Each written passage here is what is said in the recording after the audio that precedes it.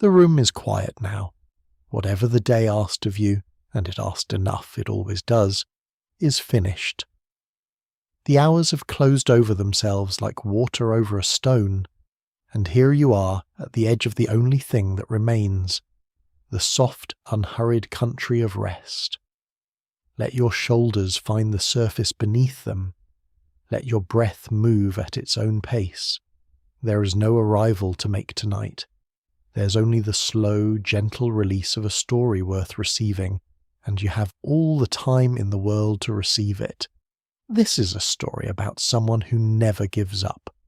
Not in the dramatic way of speeches and final stands, not in the cinematic way of rising music and slow-motion victories, but in the quieter and more honest way of someone who simply gets up the next morning, and the morning after that, and all the mornings that follow.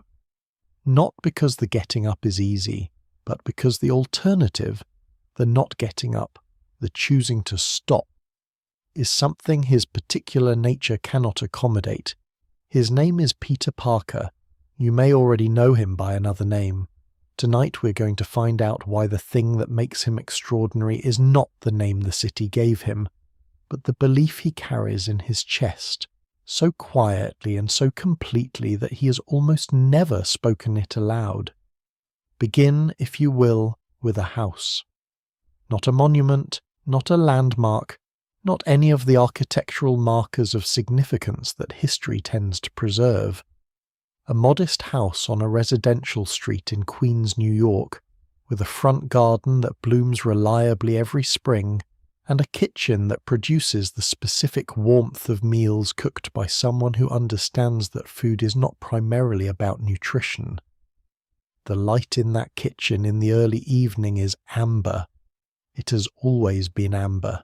It says to anyone arriving home through the front door that the day outside is finished and that whatever happened out there can be set down now.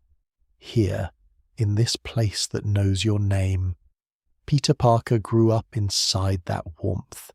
He was loved in that house with a consistency and a generosity that was by any measure extraordinary. His Aunt May watched him with the attention of someone who decided that caring for him was the organizing purpose of her days. His Uncle Ben, a patient, quietly funny man, who called Peter Tiger with the gentle conviction of someone who believed in the boy's unrealized potential, treated every ordinary evening as a sufficient reason for gratitude. They were not wealthy, they were not prominent, they were simply good, in the specific and irreplaceable way of people who choose, morning after morning, to be present for the people they love. Breathe in slowly and let this settle for a moment. The house on Ingram Street is important not because of what it contained, but because of what it represented. A proof, offered daily, that ordinary goodness is real, that the people who show up quietly and consistently and without fanfare are the ones who hold the world together. Peter learned this before he learned anything else. It went into him the way warmth goes into stone, gradually, completely, in a way that would not become fully visible until the cold came. The cold came, as it always does, without warning and without permission. Peter was 15 years old on the night it arrived. He had been at a wrestling match, watching a performance he had paid to see, and on the way out an opportunity had presented itself. A man running, a security guard calling out, a moment in which he could have helped and chose not to, because the moment did not feel like his responsibility, because he was tired, because he had things to think about, because the 1,000 small justifications that people assemble in the instant before not acting had assembled themselves efficiently, and he had let the man pass. He came home that night and found his uncle lying on the front path in the dark, and the warmth of the amber kitchen was still there through the window, and it meant something different now, something it had never meant before and would never stop meaning, that it was possible to be surrounded by love and still make a choice that love could not take back. The specific mechanics of the connection between his choice and his uncle's death were so direct that there was no distance between them, no comfortable gap in which he could locate the event as something that had happened to him rather than something that he had, through the ordinary human failure of not acting, made possible. He sat in the kitchen for a long time after the police had come and gone. The amber light was still on. The photographs on every surface were still there. The house was still the same house it had always been, and it was also, from this moment forward, a different house, one that contained a space where something essential had been, a space that would never be filled, and that he would spend the rest of his life moving around carefully, the way you move around furniture in a dark room, always aware of its location even when you cannot see it. Let your breathing slow a little more, the weight of that moment, on that night, in that kitchen. You do not need to carry it. It is not yours. But you can sit with what it means for a moment before the story moves on. What it means is this, that grief, when it is honest, and when it is carried without flinching, can become something other than damage. It can become the material out of which a different kind of person is built. Not a harder person, not an angrier person, but a more present one. Someone who has learned, in the most irreversible way, that the moments in which it is possible to act do not repeat themselves, that the chance to help has an expiration, that the choice not to show up is itself a choice with consequences. Peter Parker became Spider-Man, not because he was bitten by a radioactive spider. That was the beginning of his capabilities, not the beginning of his character.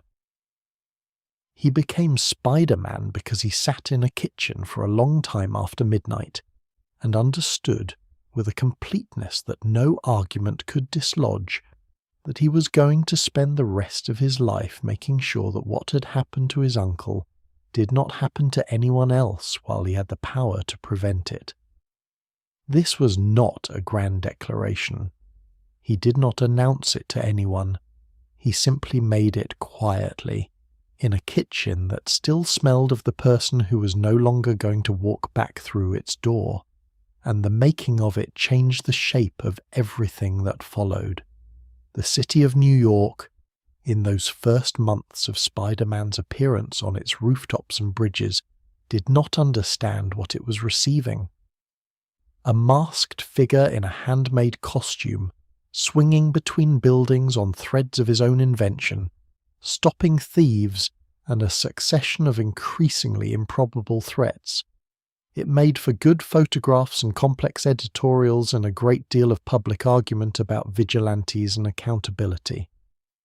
What the city could not see, because it did not have access to the kitchen on Ingram Street or to the boy who had sat in it, was that Spider-Man was not a statement about power. He was a statement about debt, a voluntary, ongoing, perpetually renewable acknowledgement that the world had given Peter Parker something extraordinary, and that the receiving of it created an obligation that had no natural terminus. There is a particular kind of tired that comes from carrying an obligation like this. It is different from the tiredness of hard work, different from the exhaustion of physical effort, different even from the weariness of grief, though it contains elements of all three. It is the tiredness of someone who understands that the work will never be finished, that the city is too large and too complicated and too continuously generating emergencies for any single person to hold the line entirely, and who shows up anyway, night after night, because the alternative is not rest but abandonment, and abandonment is something that his particular character, shaped by that kitchen and that night, cannot perform. You know this tiredness in your own way. Not from the specifics of his story. No radioactive spider, no rooftops, no city held at arm's length by threads of silk, but from the broader shape of what it means to care about something larger than your own immediate comfort, to feel the pull of responsibility even when responsibility is inconvenient, to get up the next morning not because the morning offers easy rewards, but because the getting up is what the person you are trying to be does. The specific scale of his commitment is superhuman. The nature of it is not. It is something you recognize because you have felt its smaller version in yourself, in the quiet work of continuing that asks no audience and offers no guarantee. What makes Peter Parker remarkable? What makes him, in the opinion of those who have followed his story across decades of telling, the greatest hero in Marvel's considerable roster, is not his strength or his intelligence or his reflexes, which operate at a level that makes most human comparison irrelevant. It is the fact that he keeps going when keeping going is the hardest possible thing. He keeps going after losses that would justify stopping. He keeps going when the city that depends on him publicly despises him, when the newspaper that profits from his photographs runs his image beneath headlines that call him a menace, when the people he loves are taken from him by the very life he has chosen. He keeps going not because he is invulnerable to the damage, but because he has decided, has always decided, has decided it again every morning for years, that the deciding is what a person who received what he received is obligated to do. Let the city grow quiet around you now. Somewhere, on a rooftop that you will never visit, in a borough you may never see, a person in a red and blue costume is looking out across a skyline that asks more of him than it gives back, and he is thinking about a kitchen with amber light and a man who called him Tiger and a night that changed the architecture of everything that followed. And he is getting ready to swing out across the dark between the buildings, and he is going to do this not because the night will end well, not because the effort will be sufficient, not because anyone is watching and keeping score, but because this is what he is, and this is what he does, and the doing of it is the only tribute he knows how to offer to the people whose absence made it necessary. You are not responsible for carrying what he carries. That weight is his, built to his specific dimensions, shaped by his specific losses. What you can take from him, what his story offers to anyone willing to receive it gently, is the permission to understand that showing up, again and again and again, without guarantee and without the comfort of knowing it will be enough, is itself a form of heroism. That the ordinary, unremarkable continuation of trying, in whatever form your trying takes, is the closest most of us will ever come to the thing that makes him extraordinary. You've been trying in your own way, in your own life, with your own particular version of the amber kitchen and the obligations that grew inside it. Rest now. The story settles around you like the amber light of a kitchen in the evening, like the warmth of a place that knows your name. You have carried today what today asked of you. Tomorrow will ask again, and you will be rested for it, and you will answer in the way that you answer, with whatever version of continuing is available to you. That is enough. That has always been enough. There is one more thing worth sitting with before the story releases you entirely. In all the years of Peter Parker's life as Spider-Man, the decades of early mornings and late nights, and the continuous, unrewarded labour of protecting people who will never know his name, there has never been a morning on which he decided the work was done. Not after his greatest victories, when the city felt safer for a day or a week, and the newspapers ran stories that were slightly less hostile than usual. Not after his lowest moments, when the losses had stacked themselves so high that the reasonable response would have been to set down the costume, and the responsibility, and the debt, and simply be, for a while, nothing more than Peter Parker from Queens, who once had extraordinary abilities and chose to lay them down. Those mornings came. He had every human reason to let them be the last. He did not. He got dressed and went out, into the city, into the ongoing work of being what he was, because the kitchen on Ingram Street had taught him something that no defeat could unteach, that love, when it has been real, leaves behind it not only grief but direction, that the people who shaped you continue to shape you long after they are gone, that getting up one more time is how you tell them you understood what they gave you. The web holds. Sleep well. The night has softened since you last moved.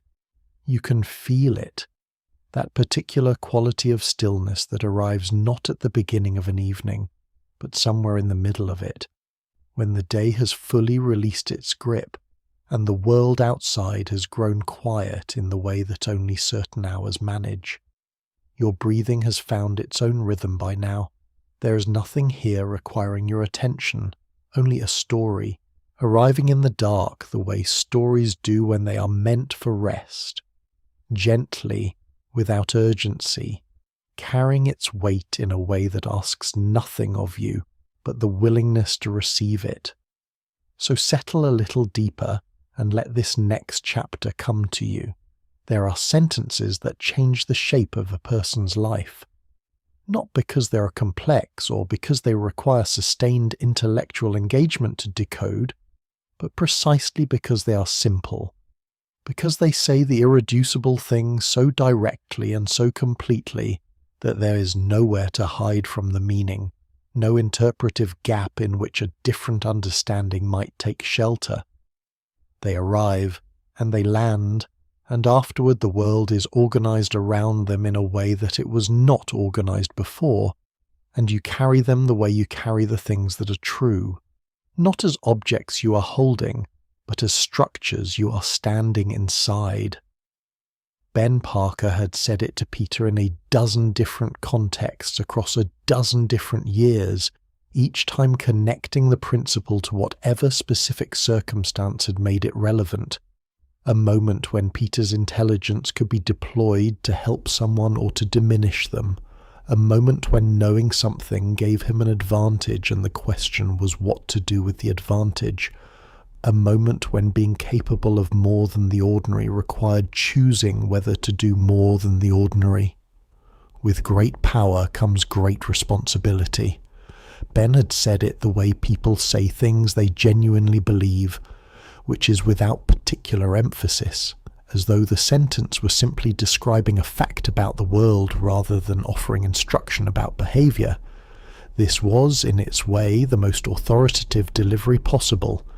It did not sound like advice, it sounded like physics.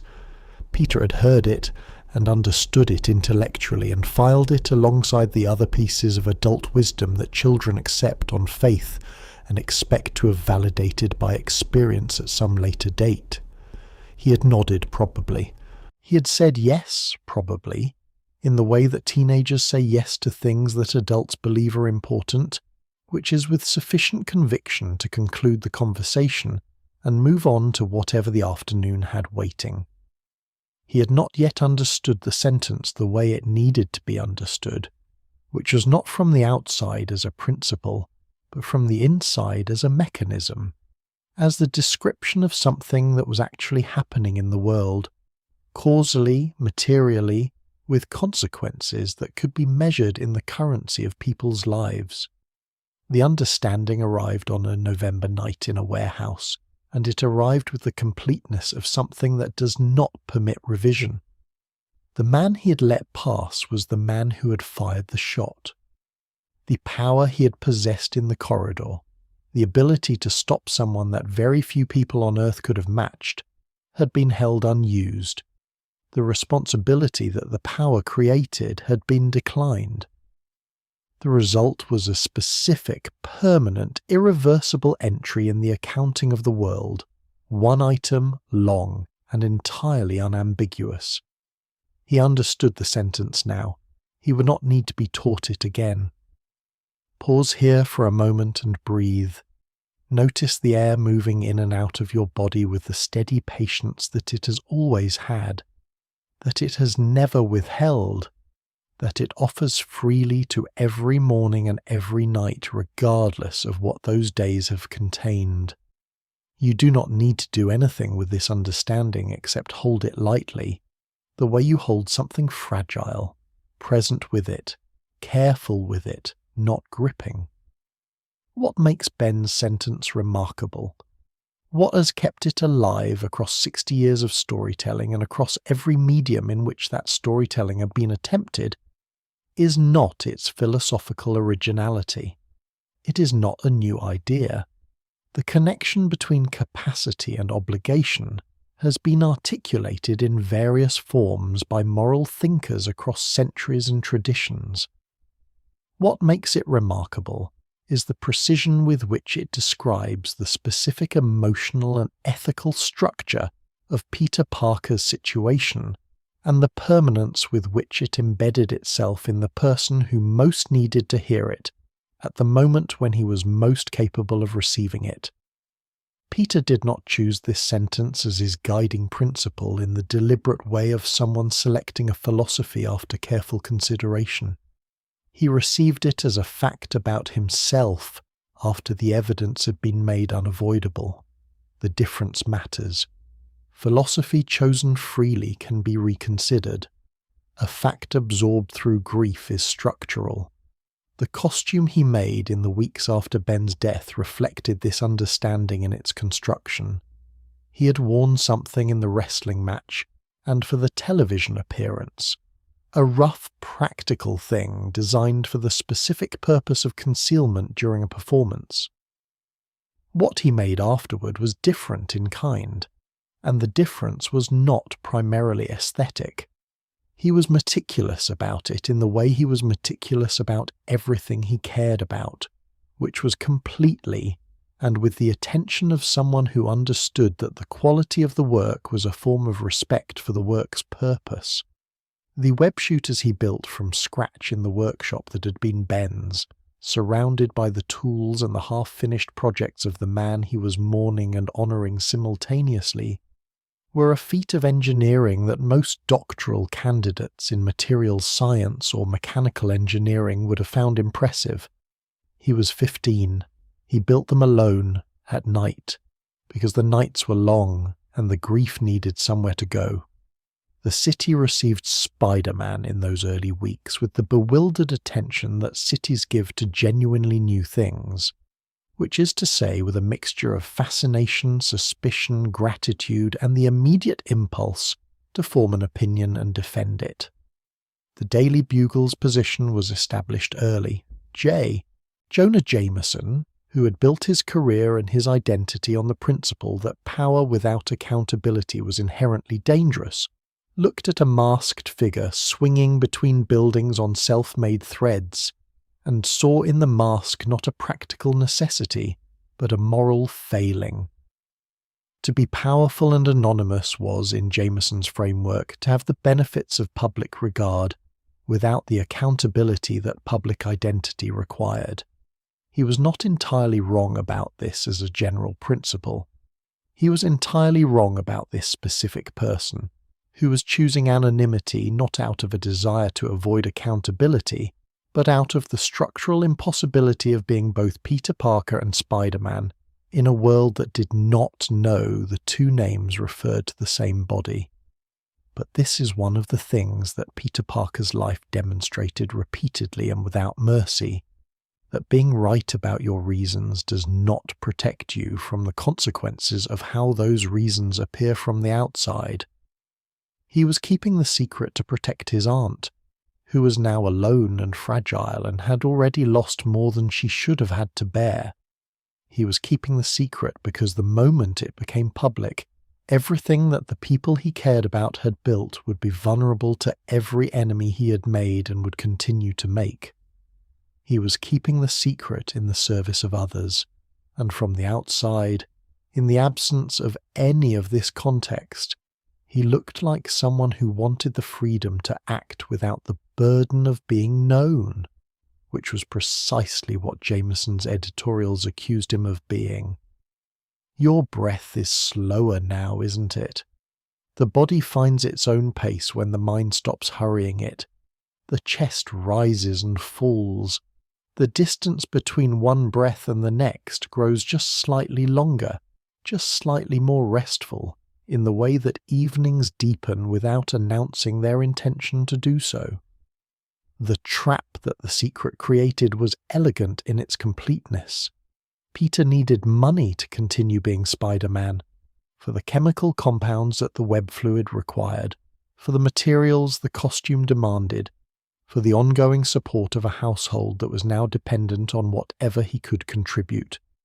He had no ordinary income available to him. He was a high school student whose spare hours were spent protecting the city, and whose public image, such as it was that of a distracted, slightly strange teenager, whose social invisibility was so complete that the people who knew him casually had not particularly noticed whether he seemed happier or sadder since his uncle's death. He could not tell his employer, assuming he found one, why certain evenings would be unavailable. He could not explain the bruises. The solution, when it arrived, had the quality of the best solutions, the kind that seem, after the fact, so fitted to the specific person and the specific situation that it is difficult to imagine the problem having been solved any other way.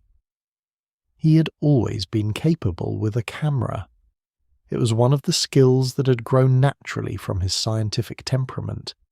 The attention to detail, the patience required by the technical aspects, the pleasure of looking at the world through a frame that organized its chaos into something apprehensible.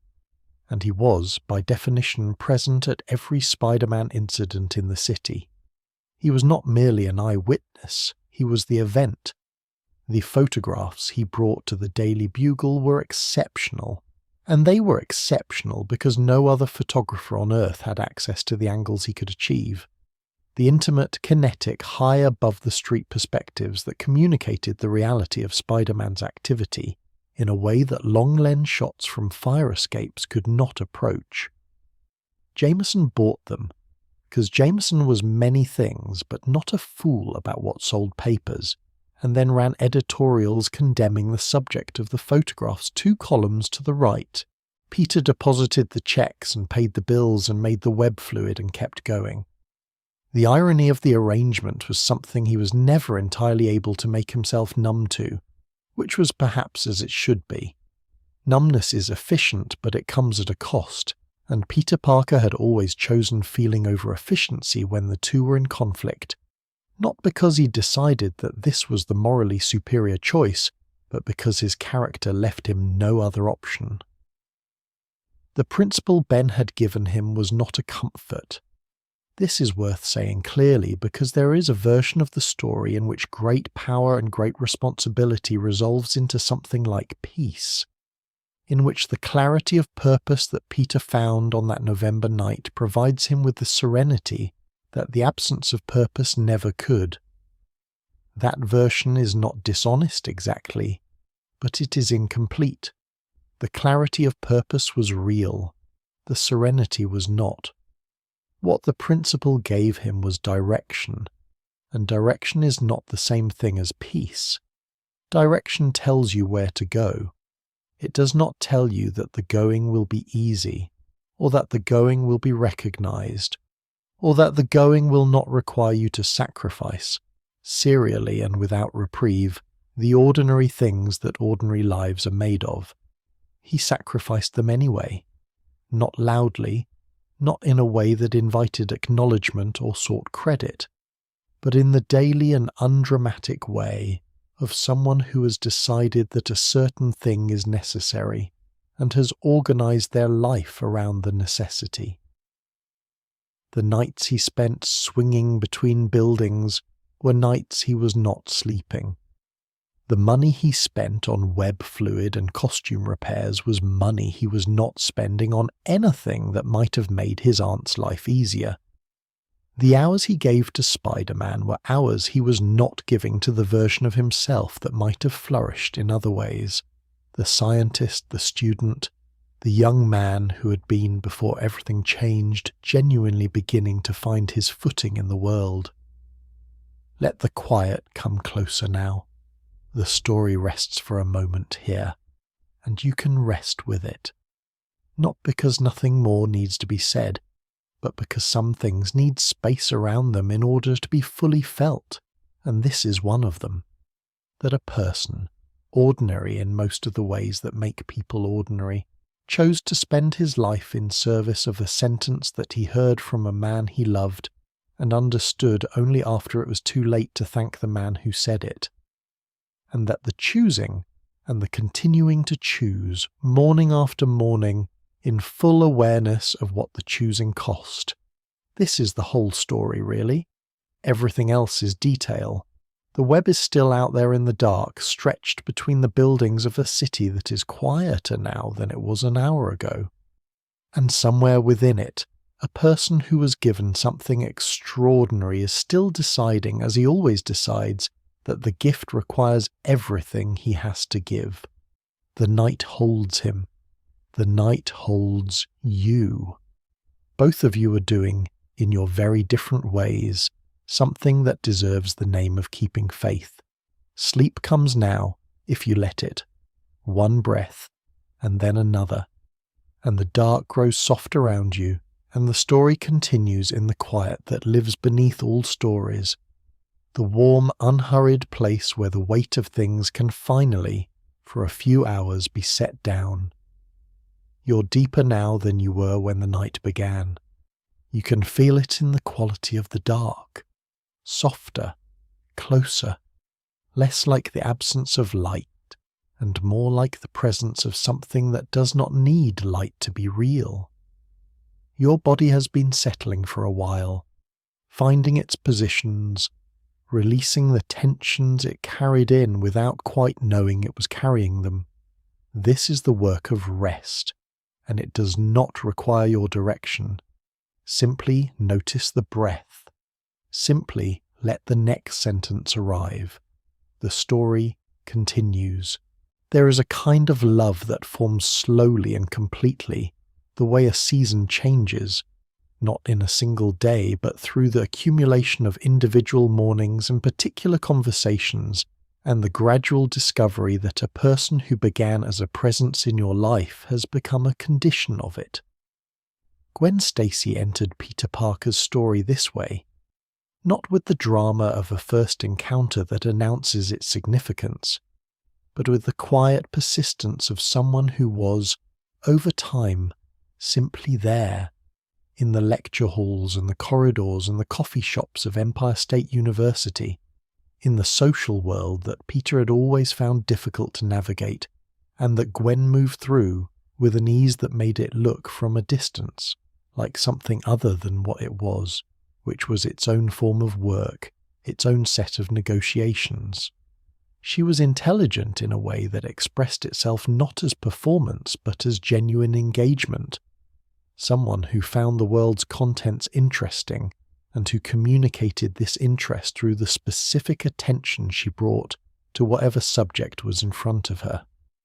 In a room full of people performing intellectual interest, she was one of the few actually experiencing it, and Peter, whose own mind worked this way, recognized the difference immediately, and with the particular pleasure of someone who has found, unexpectedly, a native speaker of a language they had assumed they spoke alone.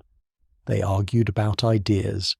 They sat in the kind of companionable silence that only exists between people who have already said enough. They moved toward each other the way people move toward warmth in a cold room, not urgently, not dramatically, but with the steady persistence of need.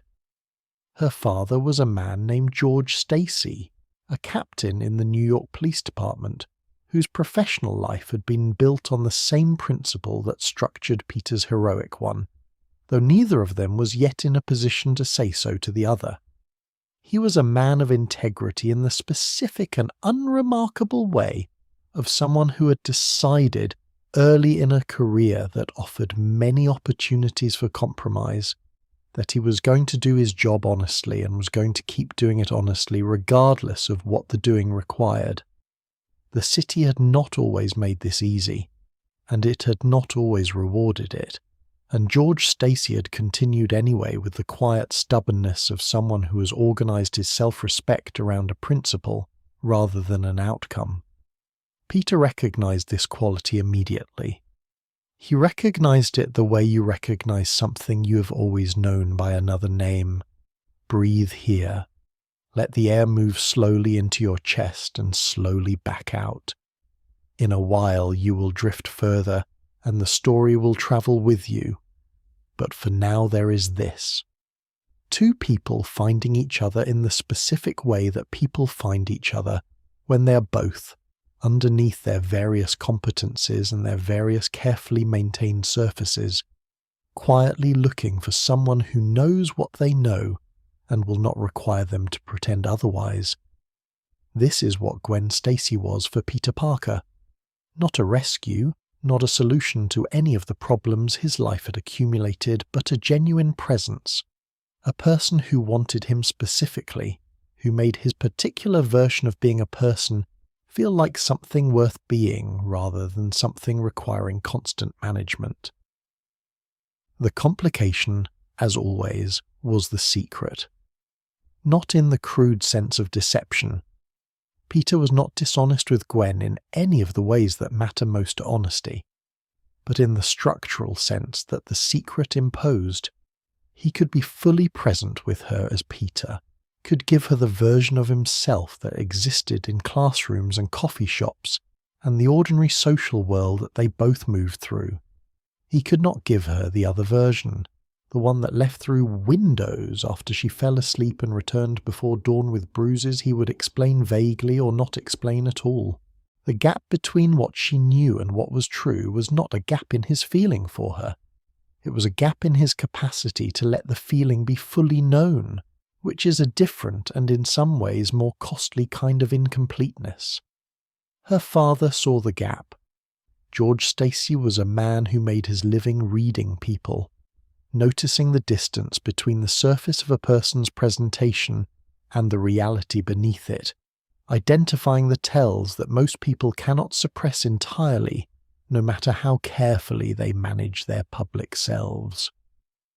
He watched Peter with the patient attention of someone conducting a long and methodical investigation, adding observations to an internal dossier that was building over months of dinners and conversations, and the particular quality of Peter's responses to discussions of Spiderman's activities, toward a conclusion he had not yet confirmed, but that was growing increasingly difficult to avoid.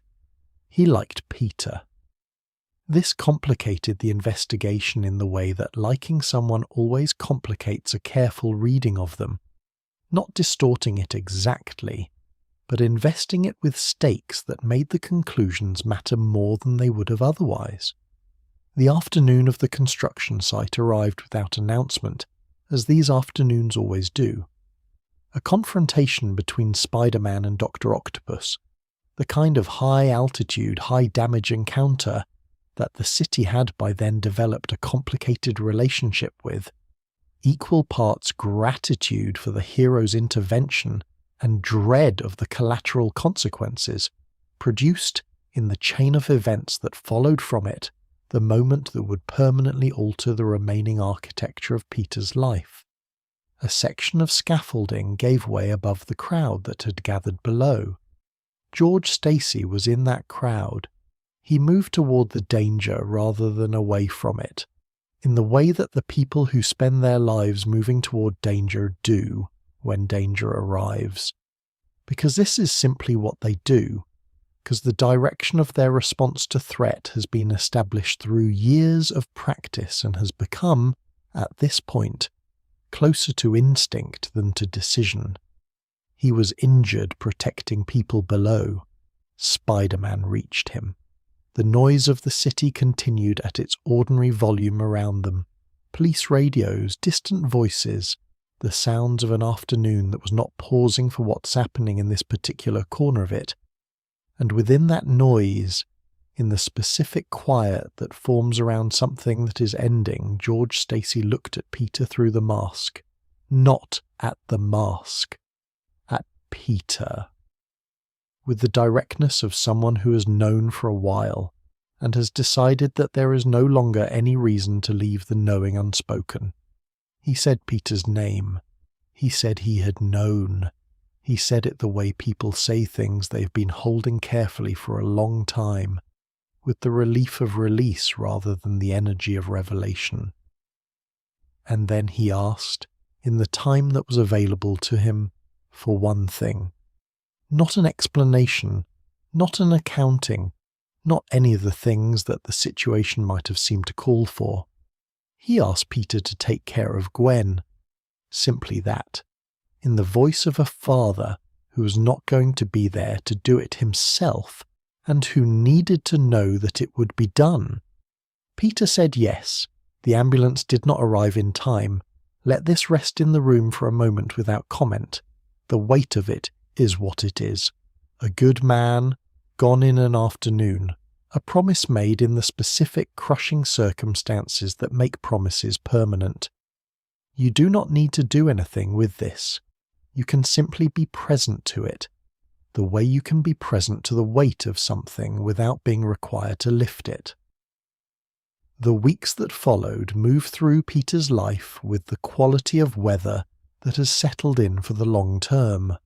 Not a single storm, but a persistent alteration of the light, the kind that changes how everything looks without announcing the change. Gwen grieved in the thorough and unscheduled way that the loss of a parent produces, the acute pain of the early weeks giving way not to recovery, but to a reorganized daily existence in which her father's absence was woven into the texture of ordinary moments. She was not the same person she had been before, and she was not trying to be, and Peter, who knew better than most what it meant to carry a loss that had permanently rearranged your understanding of the world, recognized this and honored it, and tried to be present in the ways his circumstances allowed. The ways they allowed were, as always, incomplete. He could hold her hand across the kitchen table while she sorted through her father's papers. He could be genuinely present for her grief because he genuinely shared it. What he could not offer was the complete account, the full story of that afternoon on the construction site, told by the person who had been inside it and who had heard her father's last words and who had promised, in the moment those words were spoken, to carry the promise forward. The gap between what he could offer and what the situation actually required had the particular cruelty of a wound that opens in precisely the place where someone is already tender. He kept his promise by being there. He kept his secret by being incomplete. He could not find a way to do both without the cost that each required. She loved him. This was not during this period in question. The love had the specific solidity of something built on genuine knowledge of a real person, rather than on the projected image of who you need someone to be. She loved the parts of him she could see, and made the reasonable assumption, which was also the incorrect one, that the part she couldn't see was simply the ordinary unshared interior of a private person, rather than a second life conducted on the rooftops of the city she could see from his apartment window. The reasonable assumption and the incorrect one are not always the same thing. In relationships, as in most of the important territories of human experience, they coincide more often than we tend to acknowledge. The ending, when it came in the form of Norman Osborn, a man whose own relationship with power and its consequences was the dark mirror of Peter's, the same equation run in reverse, capability unmoored from responsibility and steered instead by damage and need. The George Washington Bridge on that night was high and cold, and the city spread out below it in every direction, with the vast, indifferent beauty that the city always has from sufficient height. Gwen was there because she'd been taken there, and Peter was there because she was there, and he arrived in time, in the sense that he was present, that his capabilities were deployed, that he did everything that those capabilities made available to him. It was not enough. In the specific physics of the moment, it was not enough. He had been there. He had acted. He had done everything he knew how to do. And the world, which does not evaluate heroism by the correctness of the attempt but only by the outcome, produced an outcome that the attempt could not revise. He swung home through the city in the early hours before the light changed, alone in the way that only this kind of loss produces, not the loneliness of not having people, but the loneliness of having people and being unable to tell them the full truth of what you have just lived through. The web carried him from building to building in the dark, and the city moved beneath him with its ordinary continuity, and nothing in the external world acknowledged that something essential had just been removed from it. Sleep now. The story does not ask you to carry this weight as your own. It asks only that you acknowledge what it was. A love that was real, a loss that was genuine, a person who kept going not because the keeping was painless, but because he had decided in a warehouse years before that this was what he was for. The going becomes, over time, the tribute. The showing up, again in a world that has given you no particular guarantee. This is the form that love takes when the person you loved is no longer there to receive it directly. The room is soft. The breath is slow. The bridge is far from here. Let the distance hold you and let the dark be kind. The dark has settled further around you now. You may have drifted during the last passage and found your way back, or you may have been here the whole time. It does not matter. The story holds either way. It does not require your continuous attention, only your willingness to receive whatever portion of it finds you as you move between waking and the softer country beyond it. Let your body be heavy. Let the surface beneath you take the weight. There is nothing here that needs to be done. Only listen to, and only as much as you can manage. A life conducted in two registers simultaneously is not simply exhausting. It is over time a kind of loneliness that has no clean name, not the loneliness of not having people, which is one thing, but the loneliness of having people who know you well in most of the ways that matter and cannot, because of a gap you cannot close, know you completely. Peter Parker lived inside this loneliness for years. It shaped the texture of every relationship he held, including the most important ones, including the ones that were genuinely and substantially good. You could be close to him. Many people were. You could know the person that he was in the daylight hours, in the ordinary world of conversations and shared meals and the accumulated small kindnesses that constitute a real relationship, and that knowing would be real. It would simply also be incomplete, in a way he felt constantly and could never quite explain. The person who was closest to him for the longest and in the most continuous way was Aunt May, and her presence in his life across the years of his heroism was a proof of something that his darker moments struggled to credit, that love offered freely and without condition, and without full information is still love, that it nourishes the person receiving it in ways that do not require completeness to be genuine. May Parker knew Peter Parker. She knew the sound of his footsteps on the stairs, knew which silences meant he was thinking and which meant he was hurting, knew the specific quality of his appetite when something was wrong, knew how to sit near him without pressing him in ways that would make the silence feel worse. She did not know that the slightly distracted young man she watched eat breakfast every morning had spent the previous night hanging upside down from the Williamsburg Bridge. She did not know that the bruises he attributed to carelessness were not carelessness. She did not know the full shape of the life she was watching from the edges of. What she knew was the person, and the person was, in all the ways she could see, someone worth knowing.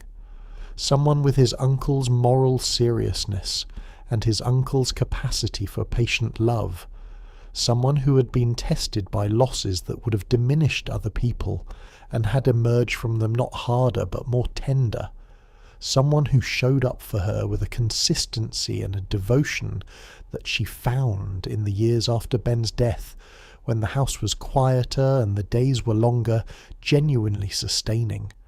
She worried about him. This was her primary mode of engagement with the world. Worry as a form of attention, care expressed through the monitoring of variables that other people left unmonitored. She worried about whether he was eating enough and sleeping enough, and whether the mysterious complications of his life that she could sense but not fully map were the kind of complications a person could manage, or the kind that required help that he was not asking for. She was usually right to worry. He was usually managing in the specific way of people who have decided that managing is the baseline and that anything above it is a bonus. Let yourself breathe here, easily and without effort. The breath asks nothing. The room holds you with the patient indifference of spaces that have absorbed many hours of many lives and found a way to contain all of them. Harry Osborn arrived in Peter's life at a moment when Peter's social world was, as it had always been, sparse. They met in the corridors of Empire State University during the first week of the semester that would change both their lives in ways neither could have predicted, and the friendship that developed between them was, in the early months, characterized by a slightly improbable warmth. Improbable because they had very little on the surface to suggest natural compatibility. One of them arriving from a background of carefully maintained working-class dignity, and the other from a world of unlimited resources and the social ease that unlimited resources tend to produce. What made the friendship real was simpler and more fundamental than surface compatibility. Harry was lonely, in the specific way of people who have been surrounded all their lives by people who want access to their proximity rather than the person who lives inside it. And Peter was lonely in the way he had always been lonely, and the loneliness recognized itself across the distance between their different circumstances and found a way to close that distance. Harry's generosity was genuine and expressed itself constantly and casually, picking up checks, offering space, providing access to a social world that Peter's budget would never have made available on its own. And Peter's response to this generosity was always slightly strained by the guilt of accepting help from someone so much more resourced than himself. Harry found this endearing because he'd never been required to think about money in ways that made accepting a friend's generosity feel morally complicated. The friendship was built on this asymmetry, and survived it because both people brought to it something the other genuinely needed. Harry brought resources and an uncomplicated social ease. Peter brought the uncalculating honesty that Harry had spent his life trying to find in a world that had made honesty difficult by surrounding him with people who had reasons to be strategic. What Peter could not give Harry was the whole truth. The secret stood between them as it stood between Peter and everyone else, creating in Harry's case a particular kind of frustration, because Harry was more attentive to the inconsistencies of Peter's life than most of his friends and more hurt by them, in his generous and slightly wounded way, because he had assumed that genuine friendship was supposed to involve fewer inexplicable disappearances and fewer injuries attributed to clumsiness. He noticed the absences. He noticed the way Peter sometimes went still in the middle of a conversation, as though registering something on a frequency Harry could not access. He did not press, because he was at his core a person who respected privacy, but the not pressing cost him something, and Peter knew it cost him, and carried the knowledge of that cost alongside all the other things he was carrying.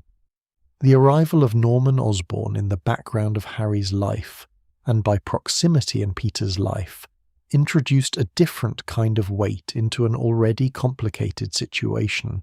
Norman was a man of considerable and obvious power who brought to every encounter the specific quality of attention of someone who is always measuring, always calculating, always placing the people in front of him somewhere on a grid of usefulness and threat. His interest in Peter was visible from the first meeting, not warm, not friendly, but the interest of someone who had encountered a piece that did not yet fit his existing model of the situation and who intended to find out why. Peter's spider sense responded to Norman with a low, persistent unease that he could not entirely dismiss and could not entirely justify. The kind of warning that lives below the threshold of specific evidence and expresses itself as a general reluctance to be in a room with someone that persists across multiple meetings without ever resolving into a concrete reason. He was right to be uneasy. He could not have known, at this point in the story, how specifically right he was.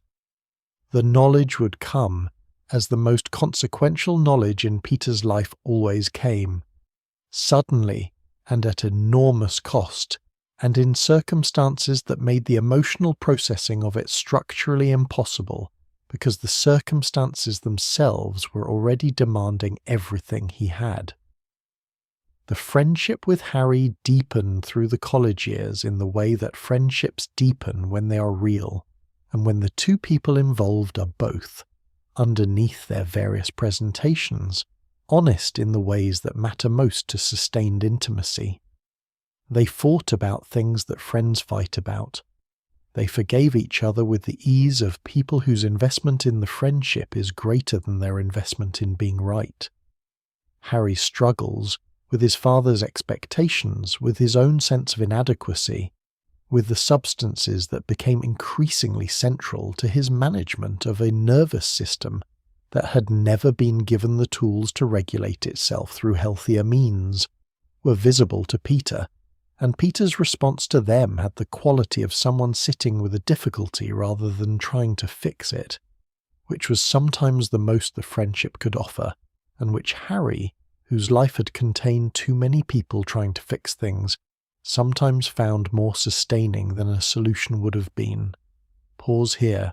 The breath is slow. Outside, if there is an outside, the night continues with the vast, patient continuity that nights have.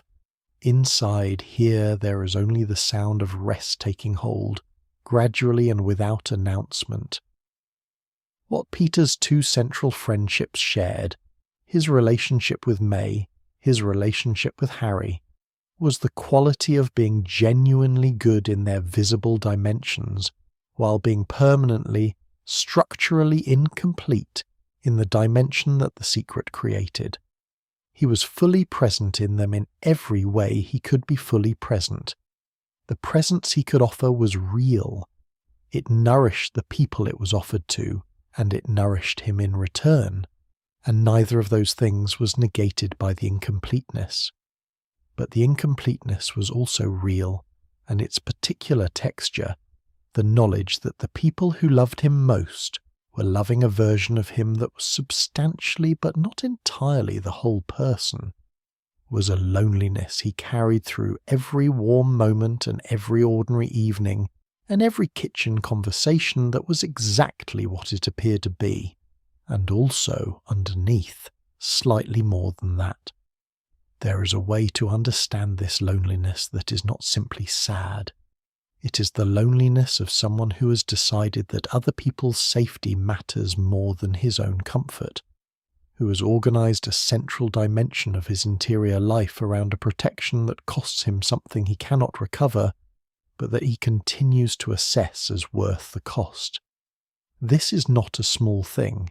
It is, in its quiet and unremarked way, a form of love as consistent and as demanding as any of the more visible forms. He could not tell them everything. He told them everything else. He showed up every morning as fully as the situation allowed, and he let that be sufficient, and he kept going. The amber light of the kitchen on Ingram Street is still on, somewhere in the long history of his story.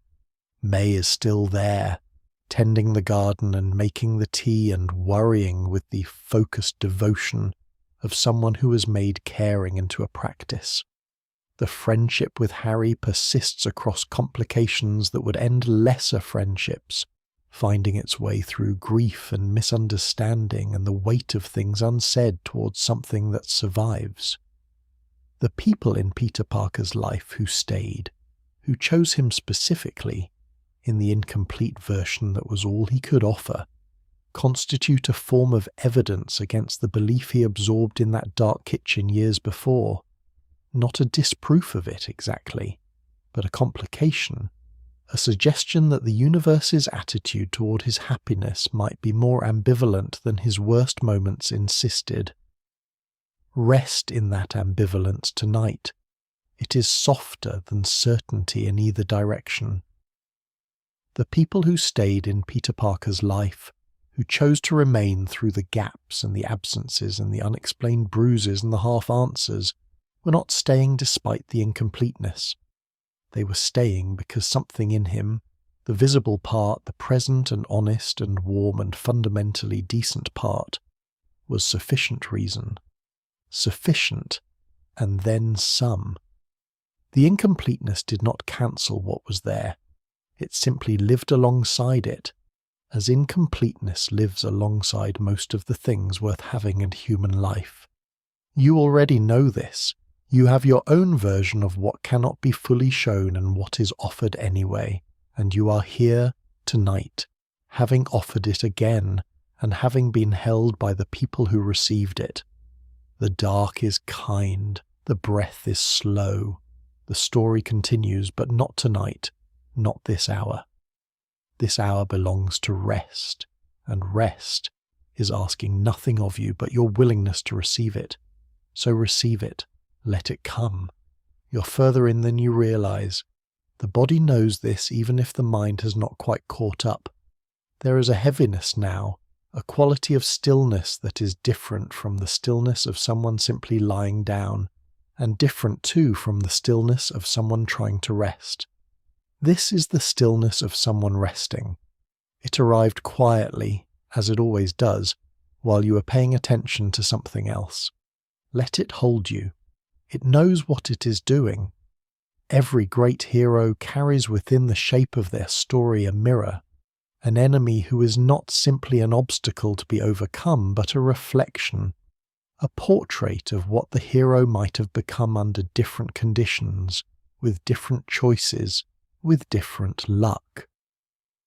The mirror is one of the oldest and most honest devices in the long tradition of storytelling, because it acknowledges what heroism rarely wants to acknowledge, that the qualities that make a person capable of extraordinary good are often the same qualities that, aimed differently or freed from constraint, would make them capable of extraordinary harm. The mirror does not diminish the hero, it illuminates them. It shows the distance between what they are and what they might have been, and in that distance, in the specific, deliberate, costly maintenance of that distance, the true nature of the heroism becomes visible. Norman Osborn was Peter Parker's mirror. And understanding what Norman was requires understanding what made him and Peter so precisely, so uncomfortably similar before the divergence that made them adversaries.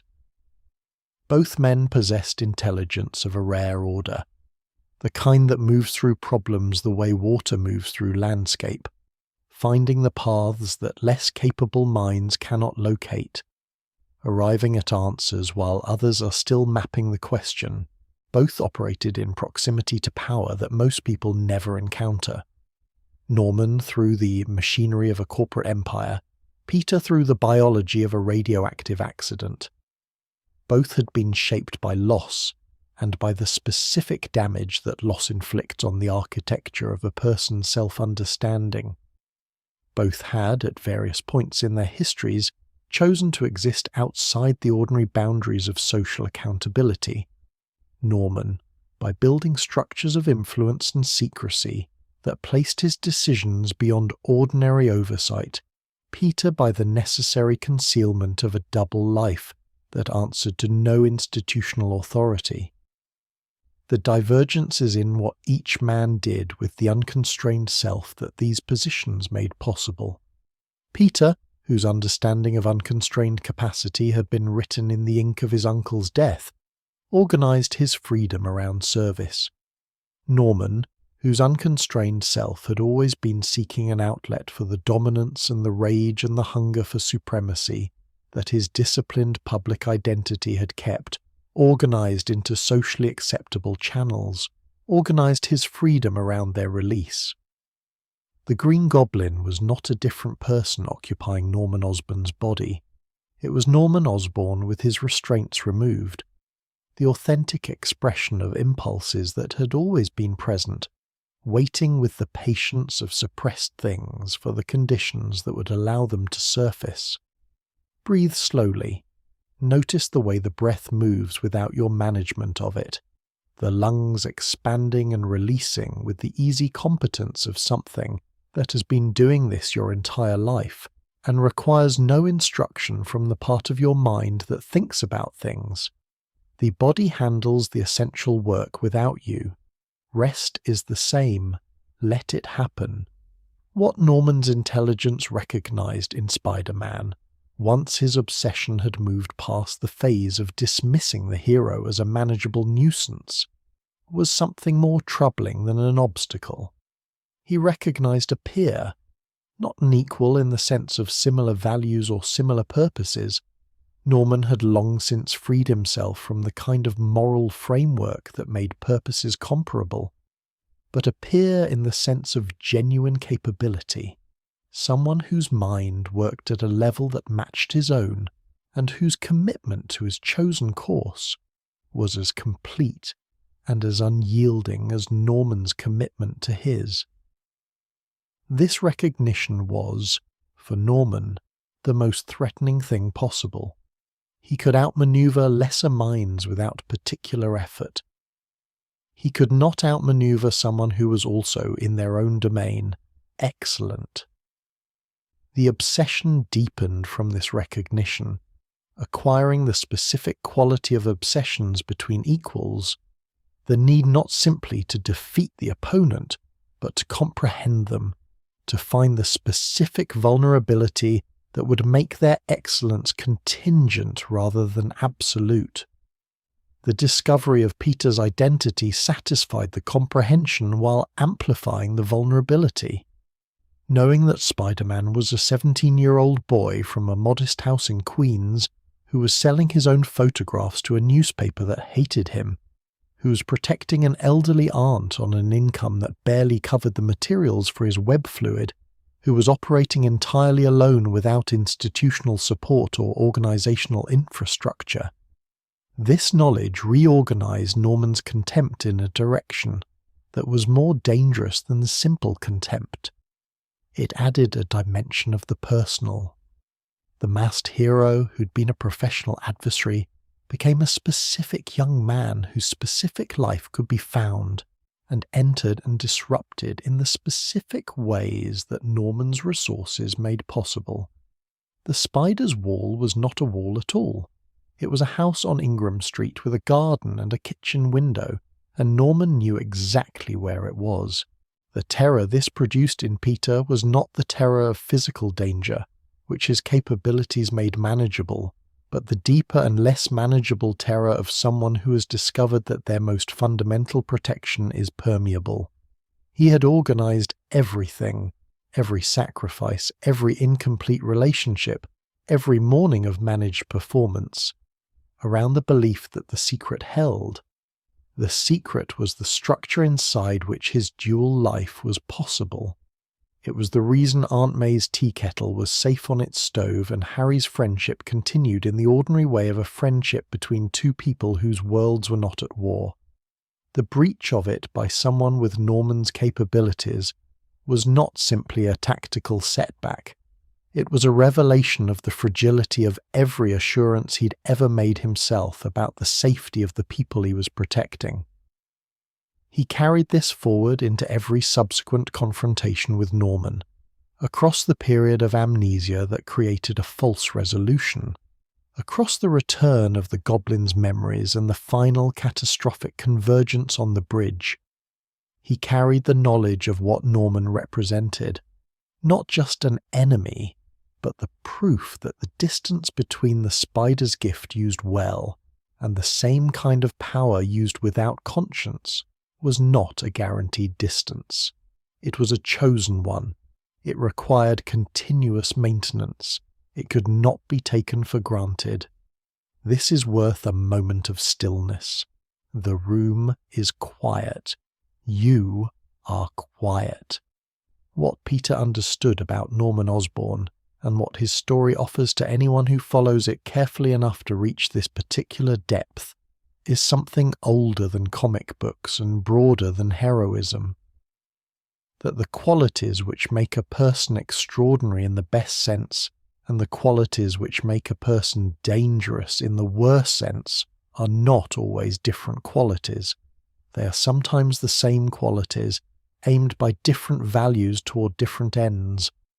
What separates them is not capability. It is character. And character is not fixed. It is chosen again and again in the small moments and the large ones, in the moments when choosing the right thing is easy, and in the moments when it costs something real. Peter had a counterpart among his enemies who illustrated the other side of this truth with a different and complementary clarity. Dr. Octopus, Otto Octavius, physicist, researcher, a man whose intelligence had found its natural home in the rigorous beauty of scientific inquiry, represented not the mirror of suppressed darkness, but the portrait of talent unmoored from purpose. He had been, before the accident that fused his mechanical arms to his nervous system and altered the chemical balance of his brain in ways that removed his access to his own better judgment, a genuinely remarkable scientist working on genuinely valuable problems. The accident did not create a monster from nothing. It removed the filters and the moderations and the social anchors that had kept his worst qualities, his arrogance, his contempt for those he considered intellectually inferior, his willingness to sacrifice others' well-being for the advancement of his own work, from expressing themselves without restraint. What Peter saw in Octavius was a cautionary portrait of the scientist he might have become had the spider's gift been given to someone who had not already been shaped by Ben and May's particular version of love. The intelligence was recognizable. The capability for isolation, for treating the work as the only thing that mattered, and the people around the work as secondary considerations. This too was recognizable because Peter had felt the pull of that kind of absorption in himself. The science had always been the territory where he was most completely himself, and there was a version of that completeness that could, under different conditions, have produced something like Otto, a mind so thoroughly invested in its own domain that the ordinary obligations of human relationship became inconveniences rather than constitutive features of a good life. He recognized the pull. He resisted it differently, not because he was constitutionally immune to the gravitational force of pure intellectual absorption, but because the kitchen on Ingram Street had installed in him, before the science had a chance to become everything, a prior and more fundamental commitment to the people, to the warmth, to the simple daily work of being present for the lives that were woven into his. The science served that commitment. It did not replace it. There is a third figure in Peter's gallery of adversaries who deserves a moment of attention before the night grows too deep for further words, because he represents a dimension of the mirror that Norman and Otto between them do not cover. Flint Marco, the man who became Sandstone and then something softer and more complicated than a simple villain. a man who'd made genuinely bad choices and who also loved his daughter, and who also existed inside a set of circumstances that had made the bad choices feel like the only available options, was the adversary who introduced into Peter's story the question of whether punishment is always the right response to wrongdoing, or whether understanding might sometimes reach further. He was, in ways that Peter could not initially acknowledge, and eventually had to, more human than monstrous. He had done harm. He had also been harmed.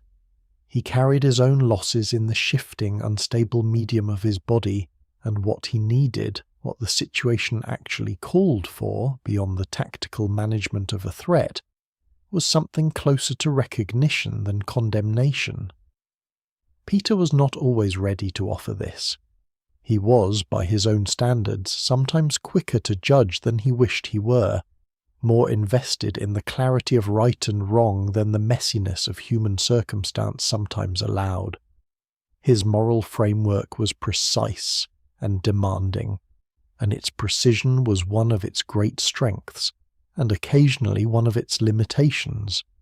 The limitation of any framework that handles complexity by insisting on clarity, which is that the insistence can sometimes flatten the very human particulars that make moral situations genuinely difficult rather than merely challenging. He learned, across years and adversaries, to hold the framework more lightly, not to abandon its requirements, but to apply them with the recognition that the person on the other side of a conflict was a person, with their own unresolvable interior, their own version of the amber kitchen, and the obligations that had grown inside it. This learning was slow and was not linear, because real learning rarely is. But it was real, and it represented one of the ways in which Peter Parker grew across the years of his story, rather than simply accumulating damage. The enemies taught him things, not because he sought instruction from them, but because genuine engagement with genuine complexity is always instructive, and Peter, whose mind was constitutionally incapable of engaging with anything superficially, could not face his adversaries without being changed by the facing. The city outside is quiet now, or as quiet as it gets. The sounds of a night that has moved past its busiest hours into the long domestic hush, before morning begins its preparations. You are in that hush. The story has brought you here through the mirror and the monster, through the distance that heroism maintains between what it is and what it might have been. And what remains, underneath all the complexity of that distance, is something quite simple. A person who looked at what power without conscience produced and chose, daily, to be something else. Not dramatically, not with speeches, just with the quiet, unremarkable, perpetually renewable choosing of a person who has decided what he is for. That choosing is available to you too, in your own scale, in your own life, in the small moments where it presents itself without announcement. You are already making it, in ways you may not be fully counting. The dark is evidence of nothing except the hour, and the hour is for rest. Sleep well. The mirror shows only what is already there. The hour has grown very quiet. Not the quiet of early evening when the world is merely pausing between its activities, but the deeper quiet that belongs to the middle of the night, the long unhurried stillness of hours that hold no obligations, that ask nothing of you, that exist entirely in the service of rest. You are inside that stillness now. The breath moves slowly. The body has found its positions and is content to keep them. Let the next words arrive the way water arrives in a quiet place, without announcement, without weight, simply present. There is a moment in the story of Peter Parker that happens over and over again in different settings and different circumstances and with different specific content, but that is always, in its essential structure, the same moment. It is the moment after. The moment after the battle, after the loss, after the grief has done its first devastating work, and the acute phase has passed. And what remains is the question that every difficult experience eventually asks. The question that is not dramatic and carries no obvious answers and is simply there, patient and unavoidable, in the ordinary morning light. What now? He sat with this question on the bridge after the goblin. He sat with it in the kitchen after Ben. He has been sitting with it, in one form or another, for every year of his heroic life. And his answer, every time without exception, without the relief of eventually finding it easier, has been the same. He gets up. He reattaches the web shooter to his wrist. He swings back out into the city.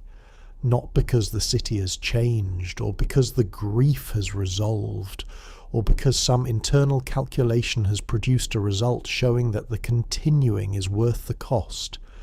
Simply because continuing is what he does. It is at this depth of his character less a choice than a fact about what he is. But call it a choice anyway, because it deserves that name. It deserves to be understood not as a feature of his biology or a consequence of his powers. Those things can explain what he is capable of, but cannot explain what he does with the capability. But as a daily, renewable, freely made decision to remain present to the life that the world has given him, and to do what that life has asked of him, and to keep doing it regardless of what the doing costs. The web shooters are engineering.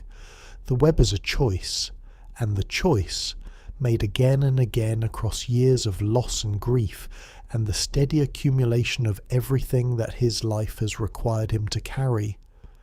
This is the thing that makes him not simply powerful, but actually heroic, in the specific sense of heroism that goes deeper than capability and lives instead in the territory of character.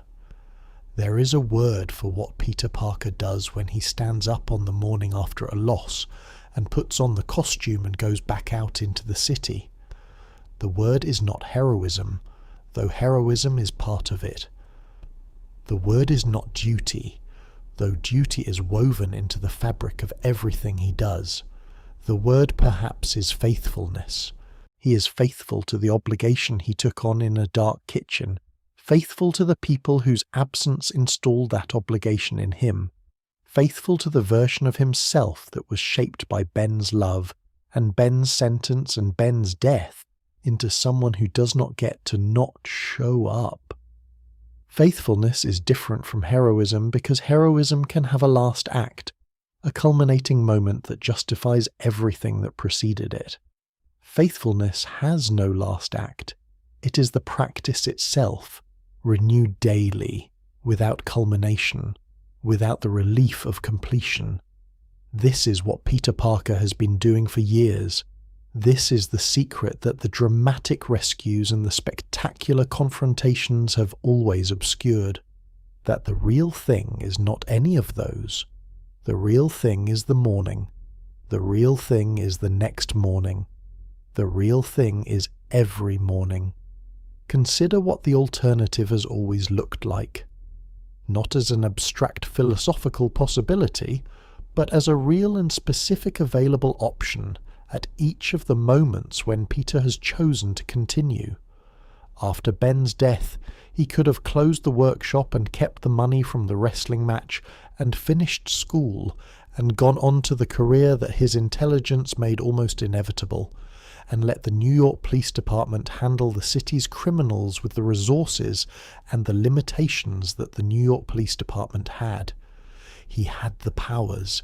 He had no obligation to use them.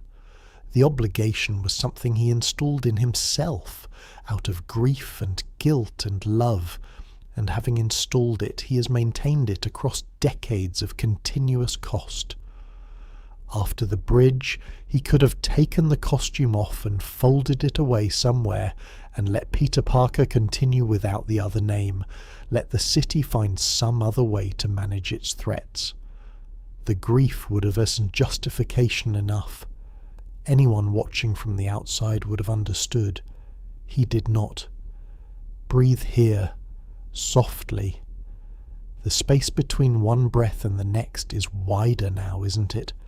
A little longer, a little more restful, the body settling further into the surface that holds it. You do not need to do anything with these thoughts. Simply let them be present, gently, the way you let a light stay on in another room while you sleep. The specific texture of Peter's continuing is worth examining closely, because it is not the continuing of someone who has suppressed what he feels in order to function, not the performed stoicism of someone white-knuckling their way through unbearable circumstances by refusing to acknowledge the unbearability. It is something more difficult and more honest than that. He continues while fully feeling what the continuing costs. He allows the grief and the exhaustion and the specific grinding weariness of someone who's been at this for years to be real in him, present, unfiltered. And then he continues anyway. Both things are simultaneously true in him. The falling apart and the standing, the grief and the going, and this coexistence is not a contradiction but the actual substance of what his courage consists of. Courage is not the absence of difficulty. It is the presence of will alongside difficulty, and Peter Parker has always had both, the difficulty and the will, in roughly equal and extraordinary measure. The morning after the bridge would have been a very particular kind of morning. The city outside was the same city it had been the night before, with the indifferent continuity that cities have, the same traffic, the same ambient noise, the same light arriving through the same windows, with the same quality of ordinary Tuesday morning that it had on every previous ordinary Tuesday morning. The world did not pause. It never does. The grief was there, in the full and specific weight of the first morning after, when the absence is most recently real, and the ordinary structures of daily life have not yet reorganized themselves to accommodate it. And Peter, in whatever apartment or room he woke in that morning, would have done the things that mornings require. He would have stood, he would have made something to eat or decided not to. He would have looked out at the city.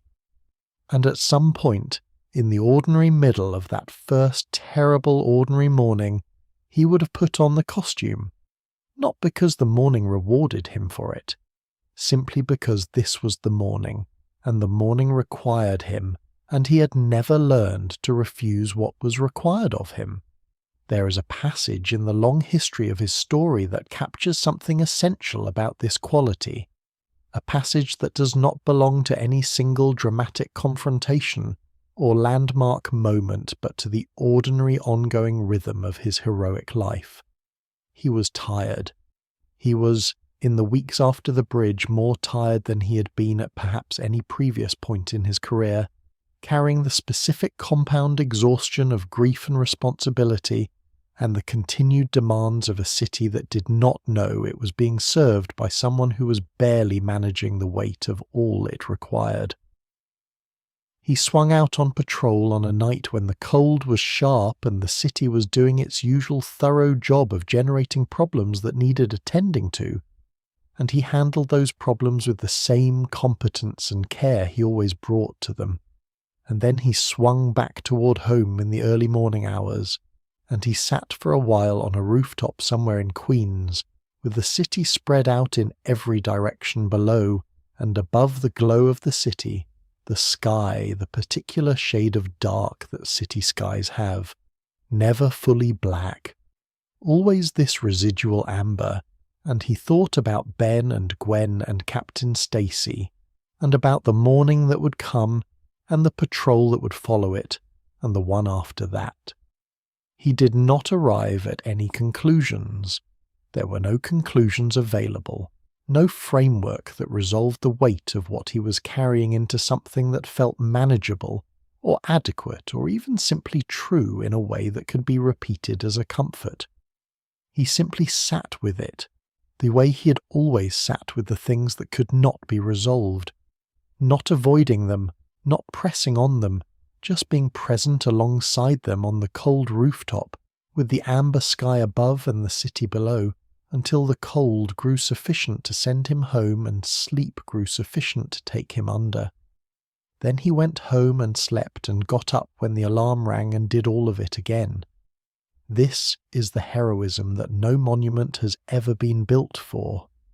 This is the quality that the newspaper photographs of Spider-Man in dramatic mid-air action could never capture, because it does not occur in mid-air and is not dramatic. It occurs in bedrooms and kitchens and on rooftops at 4 a.m, in the private, unwitnessed moments when the choice to continue is made without audience, and without reward, and without the sustaining energy of a crisis that demands response. It is the heroism of the 4th Tuesday in a row when nothing particularly demands heroism, and the easier option would be to stay home, and he goes anyway. The heroism of the morning that offers no particular reason to get up and he gets up. The heroism of the ongoing, unremarkable, permanent commitment to a life that he chose in a warehouse and has been choosing every day since. Let the night hold that for a moment. The room is soft, your breathing is slow. Outside on the rooftops of a city that does not know his name, the web is stretched between buildings in the dark, patient and invisible, waiting for what the next hour might require. And somewhere, the person who made it is resting, which is itself a form of continuing, rest being the preparation for the next morning showing up, the body restoring what the work depletes so that the work can happen again, the rhythm of effort and recovery that is the actual structure of all sustained endeavour. This is what the web is, finally. Not simply a tool for swinging between buildings or catching people who are falling. It is the material form of a commitment that has no end date, stretched across the city in the dark, saying what commitments say when they are genuine and long-sustained and made without the comfort of knowing they will be sufficient. I am still here. I am still doing this. The night has not been able to take this from me, and the morning will come, as mornings do, and I will be ready for it, because I always am. Because this is what I am, and because the people I have loved and lost are watching from whatever country the lost inhabit, and the best thing I can offer them is to still be here, still trying, still stretched across the city in the dark, still holding. Rest now, you are still here too. The night has not taken this from you either. The morning will come, as it always does, indifferent to whether you feel ready for it. And you will be ready anyway, in the way that people are ready who have rested, who have let the dark do its work, who have allowed one night's faithfulness to rest, to become tomorrow's faithfulness to everything the day will ask. That is all any of it is. That is all it has ever been for him and for you and for anyone who has ever decided that continuing one more time is the answer worth giving. Sleep well. The web holds through the night. You have come a long way through this night, further perhaps than you realized. The body has been doing its quiet work for some time now. The small repairs, the slow restoration of things the day depleted, the gradual shift from the tension of being awake and required to the openness of being present and unheld. You do not need to manage any of this. It is already happening. Simply let the voice continue. Let the words arrive at whatever pace they arrive, and let whatever portion of the story finds you before sleep takes you completely be enough. There is no portion too small. The story holds. There is a belief at the center of Peter Parker's story that is more important than any of the facts, more important than the spider, the powers, the costume, the enemies defeated, the people saved. the years of faithful and unrewarded service to a city that has never known his name. It is a belief he never chose, never articulated, never would have endorsed if asked to examine it directly, and that has nonetheless operated in him for years with the quiet persistence of something embedded rather than arrived at, settled into the foundation of his self-understanding at a moment when the foundation was still soft, when he was 15 years old and sitting in a dark kitchen and processing the worst night of his life. The belief is this, that happiness is not something the universe has designed his life to contain. That joy, when it comes to him, comes as a visitor who's not arranged to stay. That the love he gives and receives will always, in the end, cost more than the giving can justify. He absorbed this belief, not chose it. The distinction matters because beliefs that are absorbed rather than chosen operate differently in a person's life from beliefs that are held consciously and can therefore be examined and revised. A chosen belief can be interrogated. An absorbed one simply is part of the structure of how you experience the world rather than a position you hold about it, colouring everything without announcing itself as an interpretation. Peter did not walk away from the warehouse on that November night thinking I have concluded that I am not meant to be happy. He walked away having been changed by what he experienced, and one of the ways he was changed was this, that the evidence seemed to arrange itself in the register below conscious thought into a pattern that said something about what kind of life was available to him and what kind was not. The pattern was not random. It had a coherence to it that grief tends to produce in sensitive people, particularly young people who are still in the process of forming their understanding of how the world works, and who have not yet had sufficient experience of both loss and recovery to know that loss does not determine trajectory. He had been happy, briefly, recklessly, with the specific happiness of someone who had just discovered they were remarkable, and who had spent 3 days being publicly recognized as such for the first time in their life. And then the invoice had arrived. The connection between the happiness and the invoice was not causal in any real sense. It was sequential, and sequence looks like causation in the emotional register, especially to a 15-year-old. Especially in the hours of a terrible night, especially when the guilt of a real failure is also present to organize the experience into a verdict rather than simply an event. Breathe now, slowly. Let the room be the room it is, quiet, dim, the night outside doing what it does. There is nothing here that requires a response, only a listening. The pattern confirmed itself across the years that followed, with a consistency that would have made the belief feel inevitable even if it had arrived without foundation. Captain Stacy died. Gwen died. Harry's friendship cracked under the weight of what could not be shared. The happiness that the relationship with Gwen had briefly made available. The hope of a future that contained both the hero and the person, both Spider-Man and Peter Parker, both the responsibility and the ordinary human life that might exist alongside it, was removed with a thoroughness that left nothing behind except the instruction to continue. Each loss was different in its specifics and the same in its structure. Something good, something genuinely and specifically good, arriving and being present and then being taken. The pattern said, "This is how things go for you." The absorbed belief said, "Of course, you already knew this." The belief manifested in the practical texture of Peter's daily life in ways that were subtle enough to be invisible to most observers and clear enough, in retrospect, to anyone paying close attention.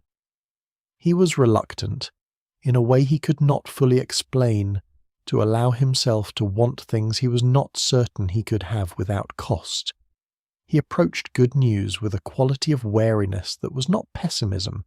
He was not a pessimistic person, not someone who expected bad outcomes as a general rule, but was specifically and narrowly focused on his own well-being, his own happiness, his own right to the things that other people took for granted as the ordinary furniture of a lived life. When something worked out, he tended to hold the working out at a slight distance, as though receiving it too fully might constitute a kind of hubris that the universe would move to correct. When something felt genuinely, uncomplicatedly good, some part of him registered the feeling and simultaneously began scanning for the invoice. He had learned to expect it. He had learned to expect it so thoroughly that the expectation had become part of his response to good things, rather than remaining a separate and secondary response to bad ones. This is what absorbed beliefs do over time when they go unexamined. They stop being reactions to experience and start being part of the apparatus through which experience is perceived. What makes this belief worth examining carefully, worth sitting with through the long middle hours of this night, is not that it is simply wrong, though it is in important ways wrong, but that it contains within it something true about the cost of his particular life, and that the true part and the wrong part have always been difficult to separate. The cost is real. The losses are real. The ongoing nature of the sacrifice is real. It is not self-pity or distorted thinking to notice that Peter Parker's life has required him to give up, repeatedly, and without the comfort of knowing the giving will eventually end, the things that ordinary people expect to be able to keep. This is simply true. But the absorbed belief takes this true thing and draws from it a conclusion that the evidence does not actually support, that the costs constitute a verdict, that the losses are a sentence rather than a circumstance, that the structure of his life is a message from the universe about what he deserves, rather than simply a consequence of the specific and extraordinary thing he has committed himself to being. The difference between a circumstance and a verdict is one of the most important distinctions in the territory of self-understanding, and it is also one of the hardest to maintain when the circumstances are sufficiently painful and sufficiently persistent. A circumstance is something that happens to you that says nothing about your worth and everything about the situation you are in.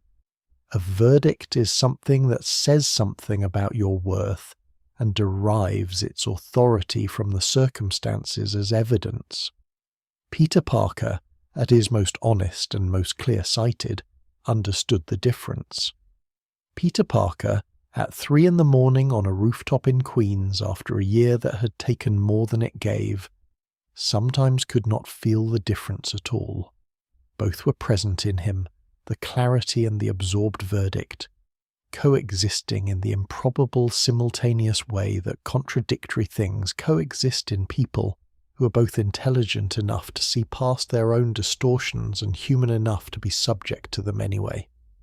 What the story offers, in its long and honest examination of this tension, is not a resolution.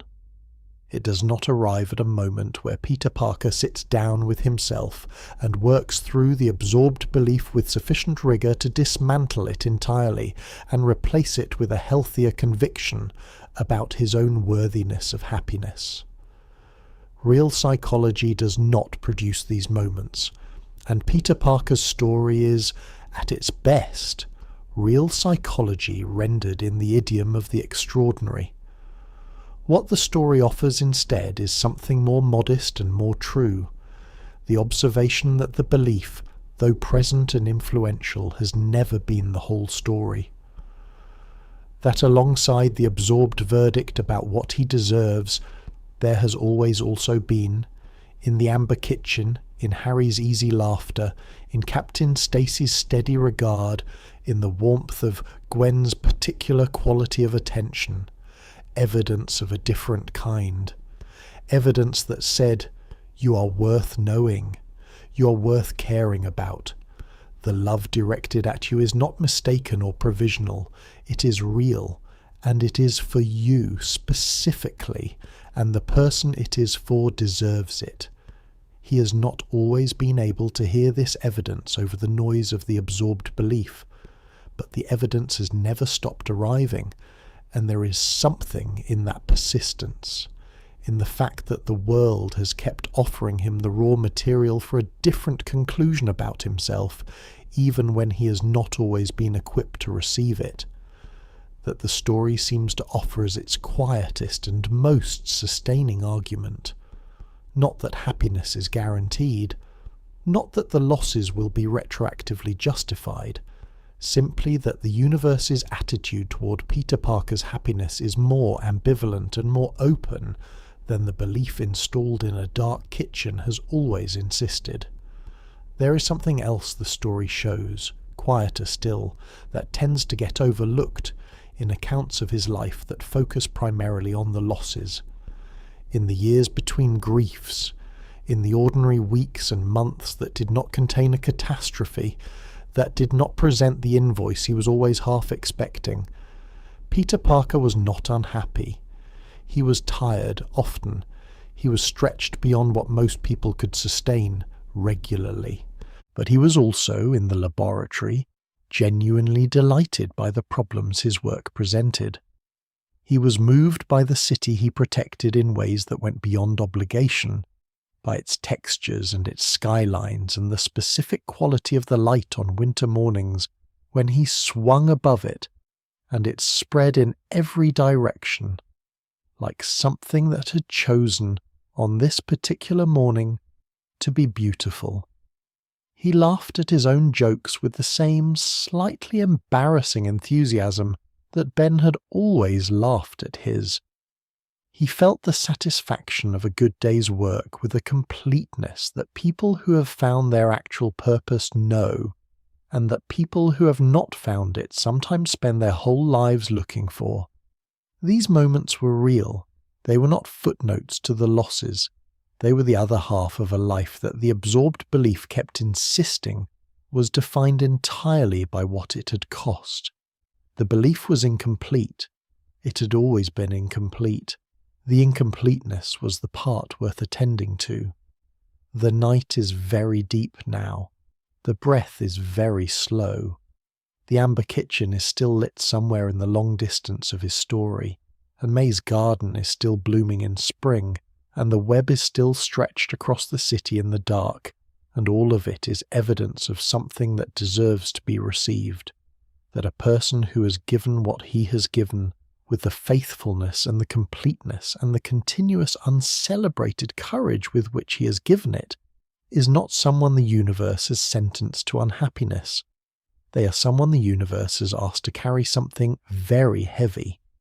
The asking is not the same as the sentencing, and the carrying, done as well and as honestly as he has always done it, is its own form of grace. Not a substitute for happiness, but something that can coexist with it, when happiness comes, without requiring the happiness to justify itself against the weight of everything else. Let this be the last thought of this passage. You do not deserve the weight you carry any less than he does not deserve his. And the morning that comes for both of you will come regardless of the verdict, bringing with it the same ordinary possibility it always brings, of a day that holds, somewhere inside it, something worth the having. Rest. The dark is kind. The night has given you everything it has to give by this hour. The darkness is complete and patient and entirely without demand. Whatever the day left unfinished, it is not here. It is out there somewhere, beyond the walls, in the ordinary world that is waiting with its ordinary patience for morning to make it available again.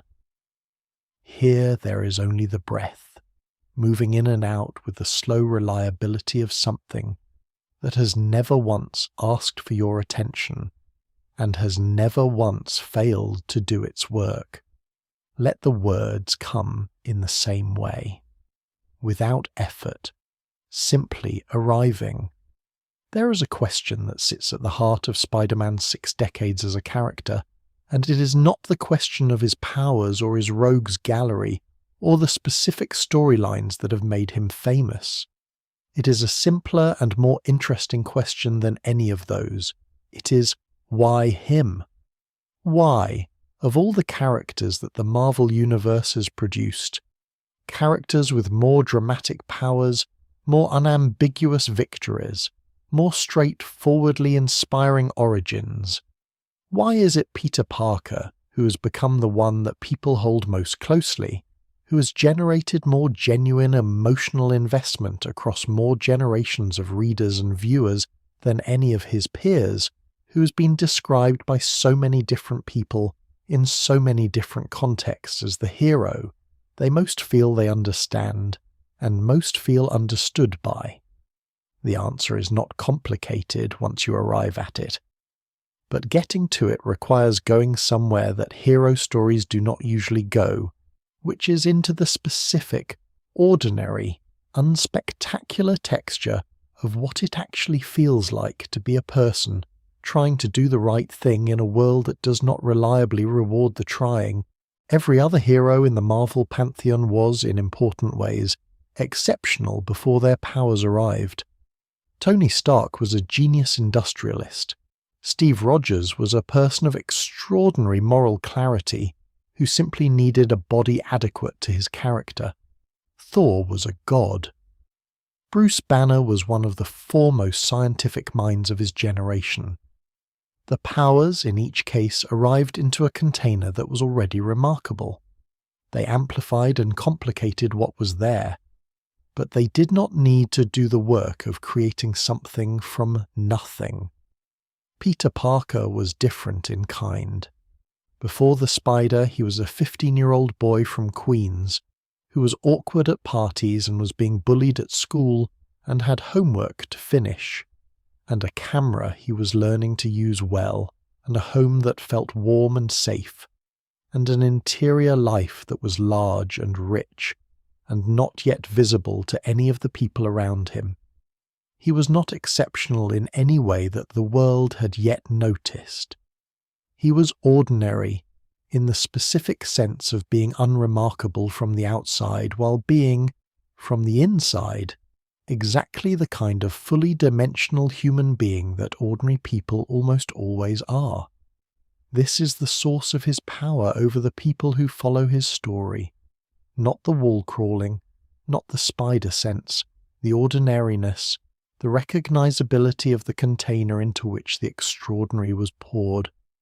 When the spider bite changes what Peter can do, it does not change who he is, and who he is before and after the bite is someone the reader or the viewer can actually locate themselves within, can actually identify with in the full and specific sense of recognition, rather than simply the more distant sense of admiration.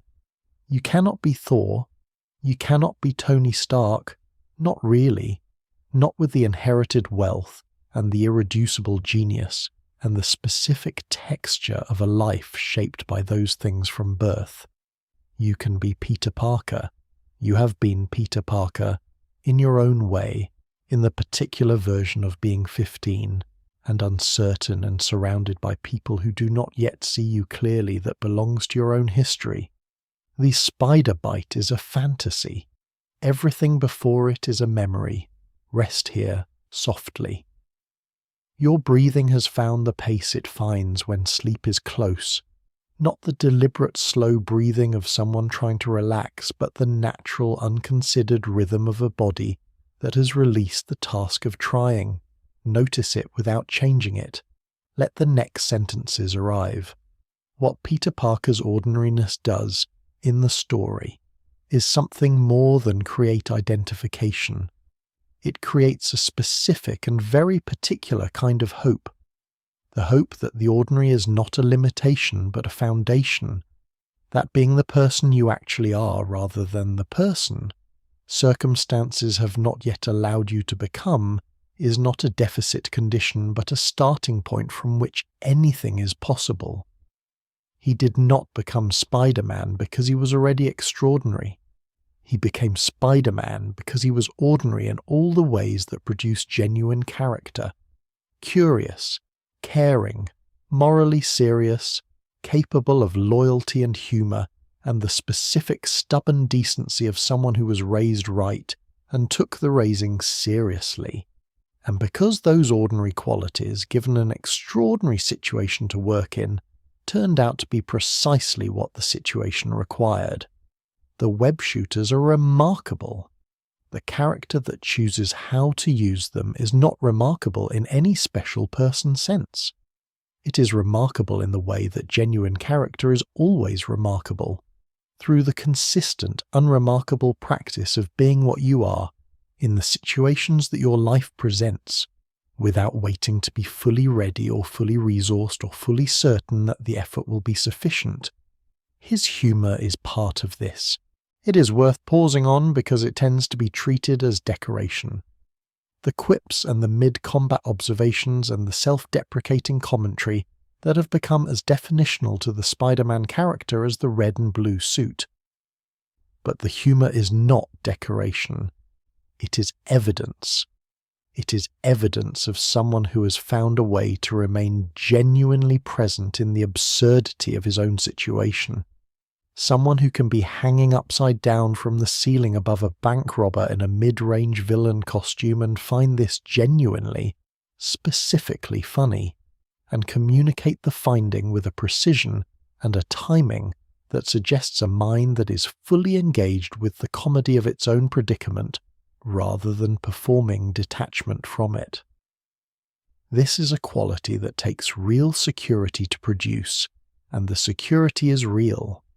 Underneath all of the losses and the absorbed beliefs and the permanent tiredness of someone who has been carrying more than is reasonable for longer than is reasonable, there is a person who genuinely likes being alive, who finds the world interesting and often funny, who has not had the original warmth of the amber kitchen in Queens fully expunged by the years of cost.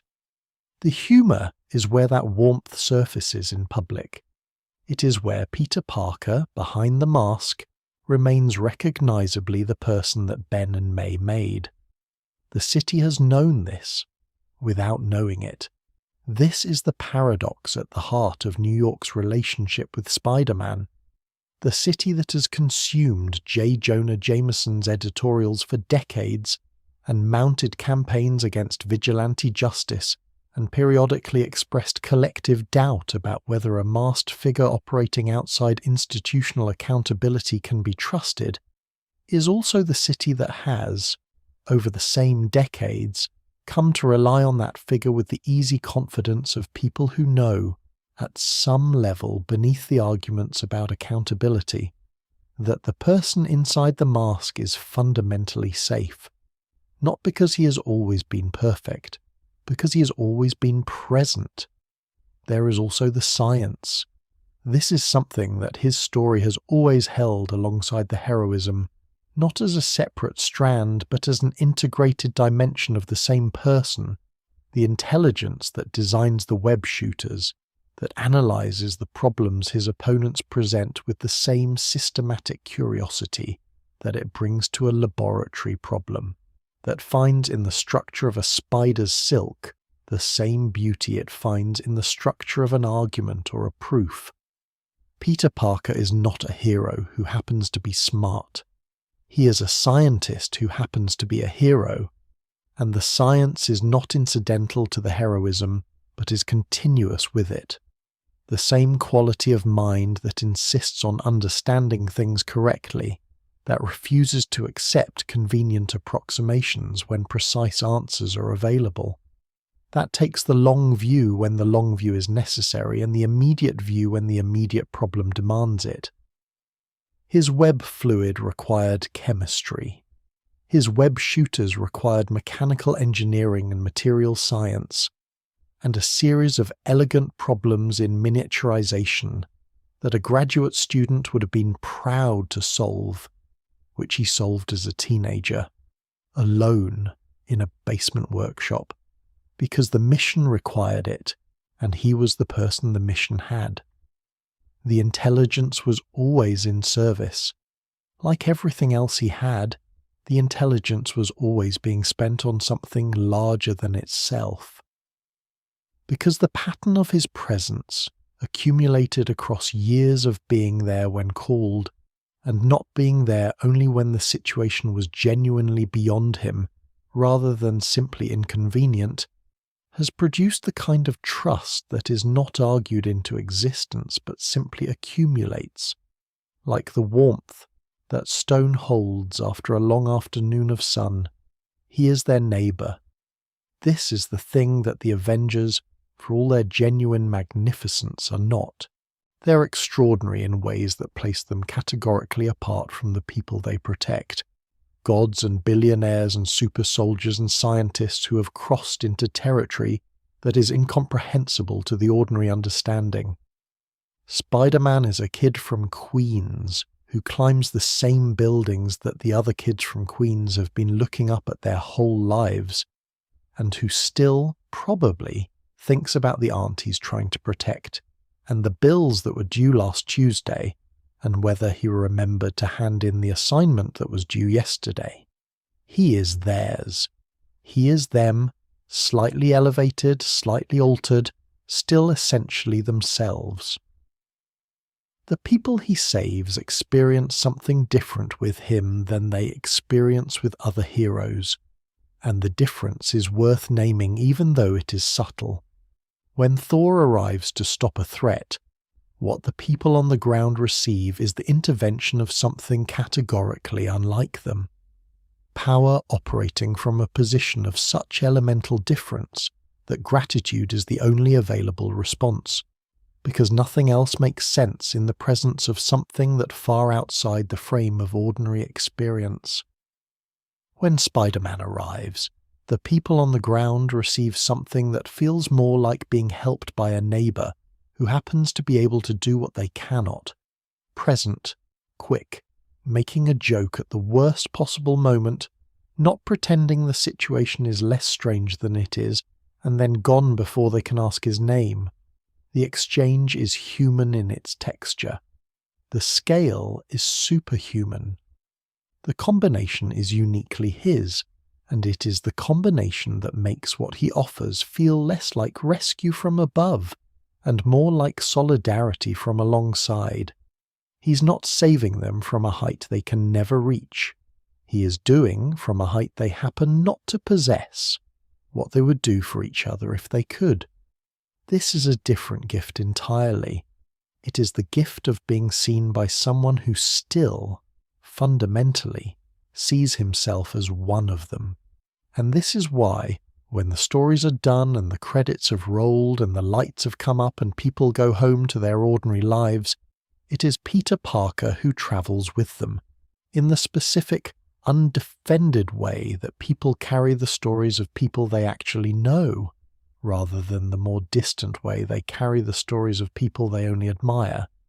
They carry him the way they carry the people who were there when it mattered, who showed up without being asked, who did what the situation required without waiting to be recognized for the doing. He has been there for 60 years. He will be there tomorrow. That constancy, that patient and uncelebrated presence, is the whole of what he is, and the whole of what makes him theirs. The night is very deep now. The breath is a tide, in and out, slow and reliable, the way good things are reliable, not dramatically, not with announcement, simply there, doing what they do, asking nothing. You're almost somewhere else entirely. Let the last passage find you wherever you are. He is remarkable because he was ordinary. He is beloved because he is recognizable. He keeps going because that is what the ordinary, in its best and truest expression, has always done. Not with certainty, not with the guarantee of adequacy, but with the consistent, daily, renewable choosing of presence over absence, engagement over withdrawal, love over its easier alternatives. The web holds not because it was made by extraordinary hands, it holds because it was made by honest ones. Sleep now. The city is quiet. You have been here long enough to know the story by heart. You are very close now, not to the end of the story. The story has no end, which is part of what makes it what it is, but to the end of this night's telling, which is a different thing and a sufficient thing. The breath has found its deepest rhythm. The body is somewhere between here and somewhere softer, drifting with the slow patience of a vessel that has found its current and no longer needs to navigate.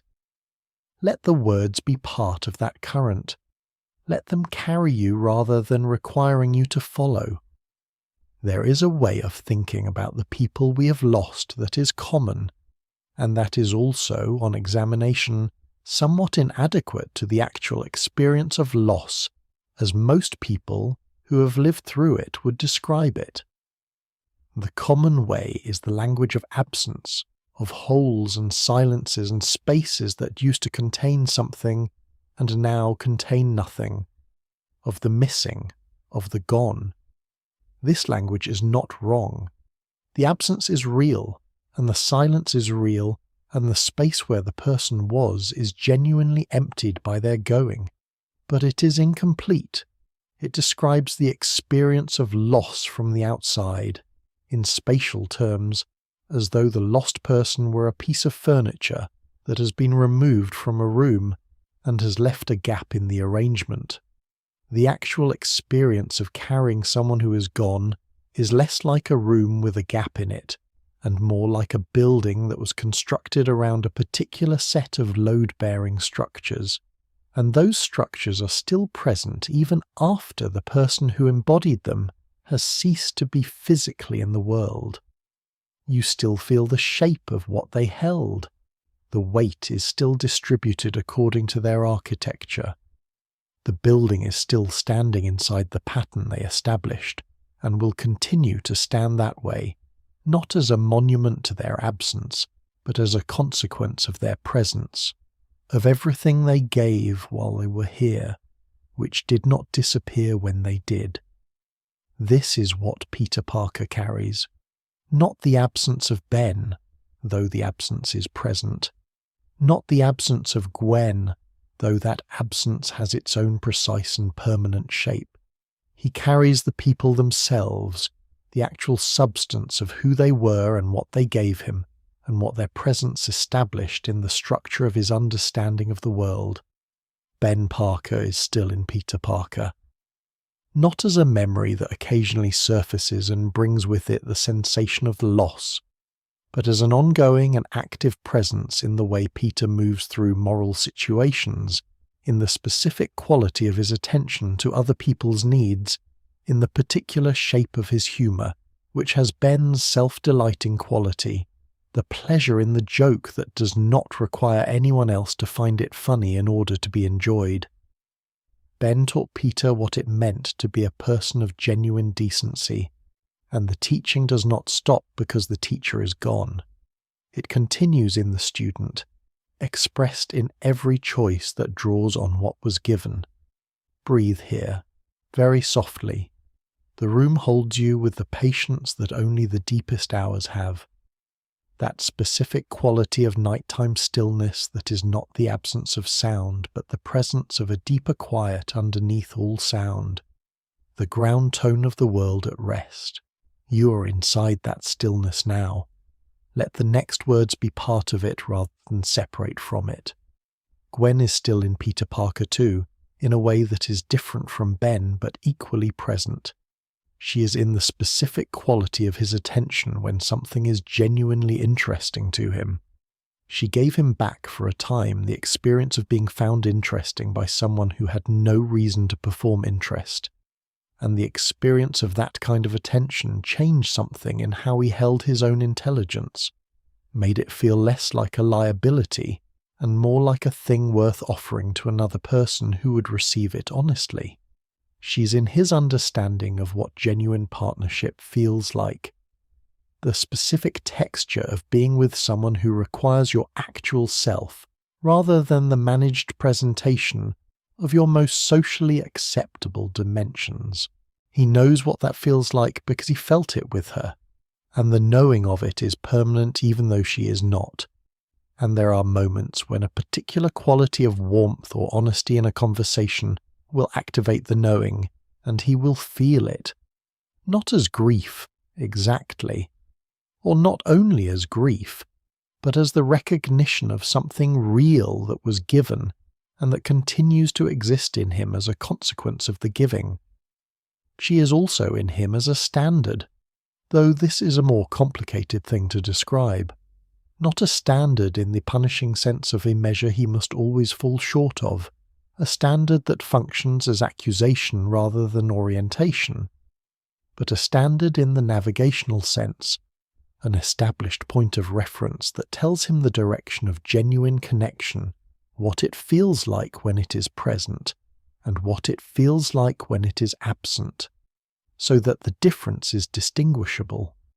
People who've been given this kind of reference by someone they loved and lost carry it forward as a kind of fidelity to the truth of what was given. They are less likely to accept the substitute as the real thing, less likely to settle for the approximation when the genuine article is distinguishable from it. Gwen showed Peter what the genuine article was. He carries that knowledge with the care it deserves. Captain Stacy is still in Peter Parker in the register of witness, in the specific experience of having been seen accurately by someone who had every institutional reason to view him with suspicion, and who chose instead to extend trust on the basis of what he observed, and whose last act was to make the observation explicit. George Stacy knew who Peter was, and knowing, chose to invest in him, to give him the final gift of being seen, and the final task of being trusted with what the seeing cost. This is in Peter now as a form of permission, not a permission he acts on easily, or without complication, but a permission that exists, the permission to be known, to allow someone to see past the mask to the person who chose to wear it, to trust that the seeing will not produce a withdrawal of the love that preceded it. He has not always been able to act on this permission. The structural demands of the secret have always competed with it. But the permission was granted, and it has never been rescinded, and it shapes the horizon of what he understands to be possible in the territory of being fully known. This is what the lost become in the lives of the people who carry them honestly, not monuments to their own absence, not wounds that reopen at intervals and demand management, not simply memories that arrive and pass like weather. They become architecture, the bones of the building in which everything that follows is lived, the load-bearing structures that determine what the building can hold and how it stands and what it faces. You do not grieve your way through them and out the other side. You live inside them. They are the house. They are the way the house is built and what it can withstand and the quality of light through its particular windows and the warmth that rises from its particular floors. You did not choose to build around them. You found yourself built around them one morning, and you recognized the shape of what had happened, and then you lived in it. Peter Parker lives in it. Every patrol is conducted inside the architecture of what Ben gave him. Every moment of genuine connection is reached across the structure of what Gwen showed him about the experience of being genuinely met. Every morning he gets up and chooses the costume and goes back out. The choosing is shaped by the specific kind of trust that George Stacy extended on a construction site, on an afternoon that ended badly. The trust that said, "I see you, and what I see is worth protecting." If you are listening to this in the middle of your own version of the same story, and you are, because everyone who has lived past a certain point is carrying their own version of this, then what the story offers is not instruction. You do not need to be told how to carry the people you carry. You already know, the way you already know to breathe, the way the body handles the essential work without being directed. What the story offers is company. The acknowledgement that you are not unusual in carrying this, that the carrying is not evidence of damage or inability to let go, or any of the other ways that the culture sometimes describes the experience of love that outlasts its object, but is instead simply what it means to have been changed by someone and to continue in the shape they made. Think for a moment, if you like, about who is in the architecture of your own building, not with effort, not as something you need to work through or resolve, but with the light passing acknowledgement of someone who is aware of where the load-bearing walls are, the people who showed you something you had not known before, the people who required your actual self and found it sufficient, the people whose last gift to you was something you are still discovering how to use.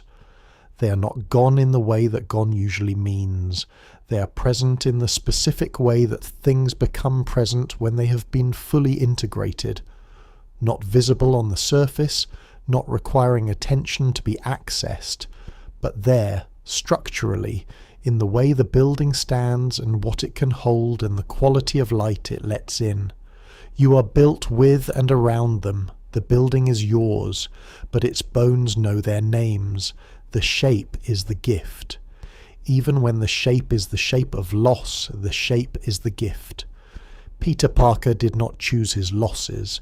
He chose what to do with them, morning after morning, in the only way his character allowed him to choose, and the doing became the tribute, and the tribute became the life, and the life, in its long and unremarkable faithfulness, became the evidence against the absorbed belief that happiness was not permitted to him.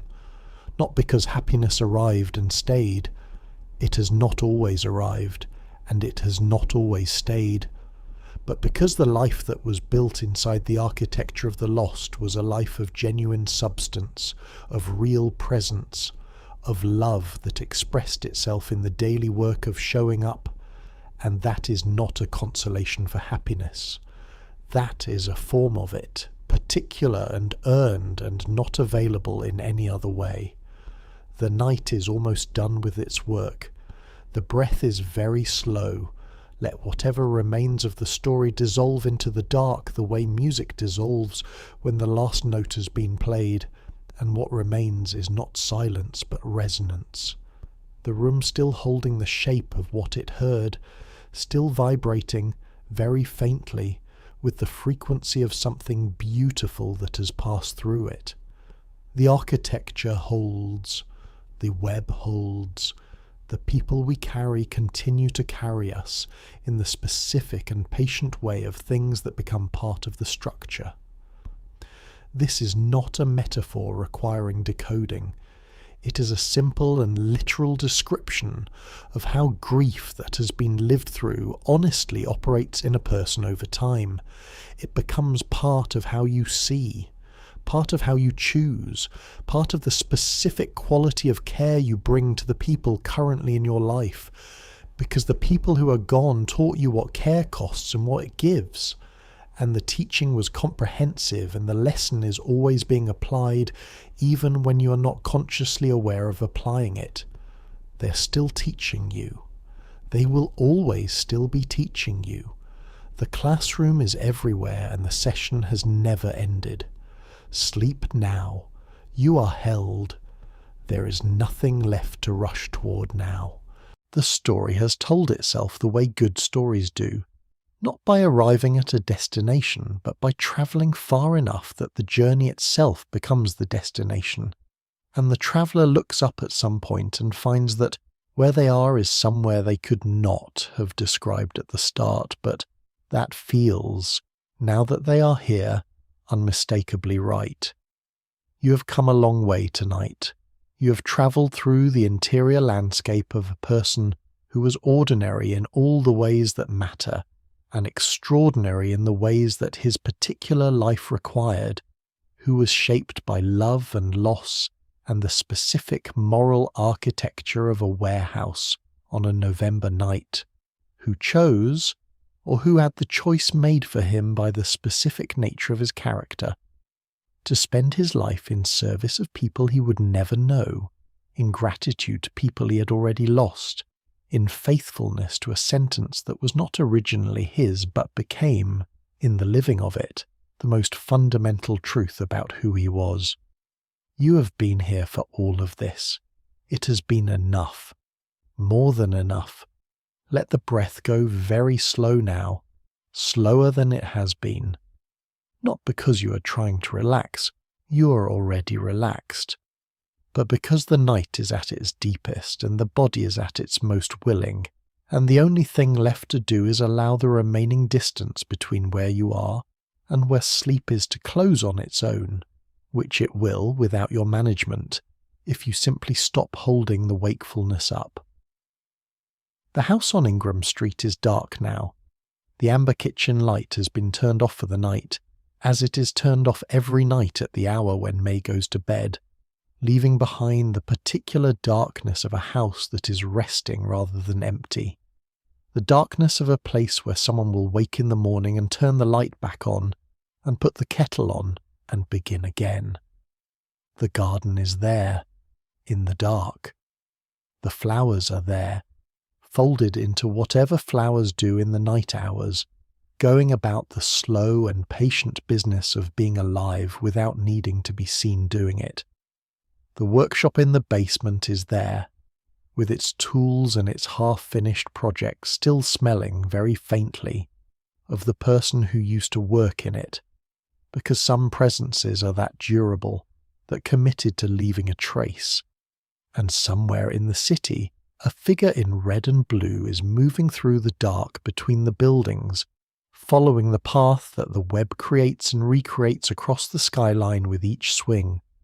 The city spread out below, with its 10,000 lights and its 10,000 ordinary lives going about their 10,000 ordinary concerns, none of which are aware of the person moving above them, most of which have been made safer by the moving.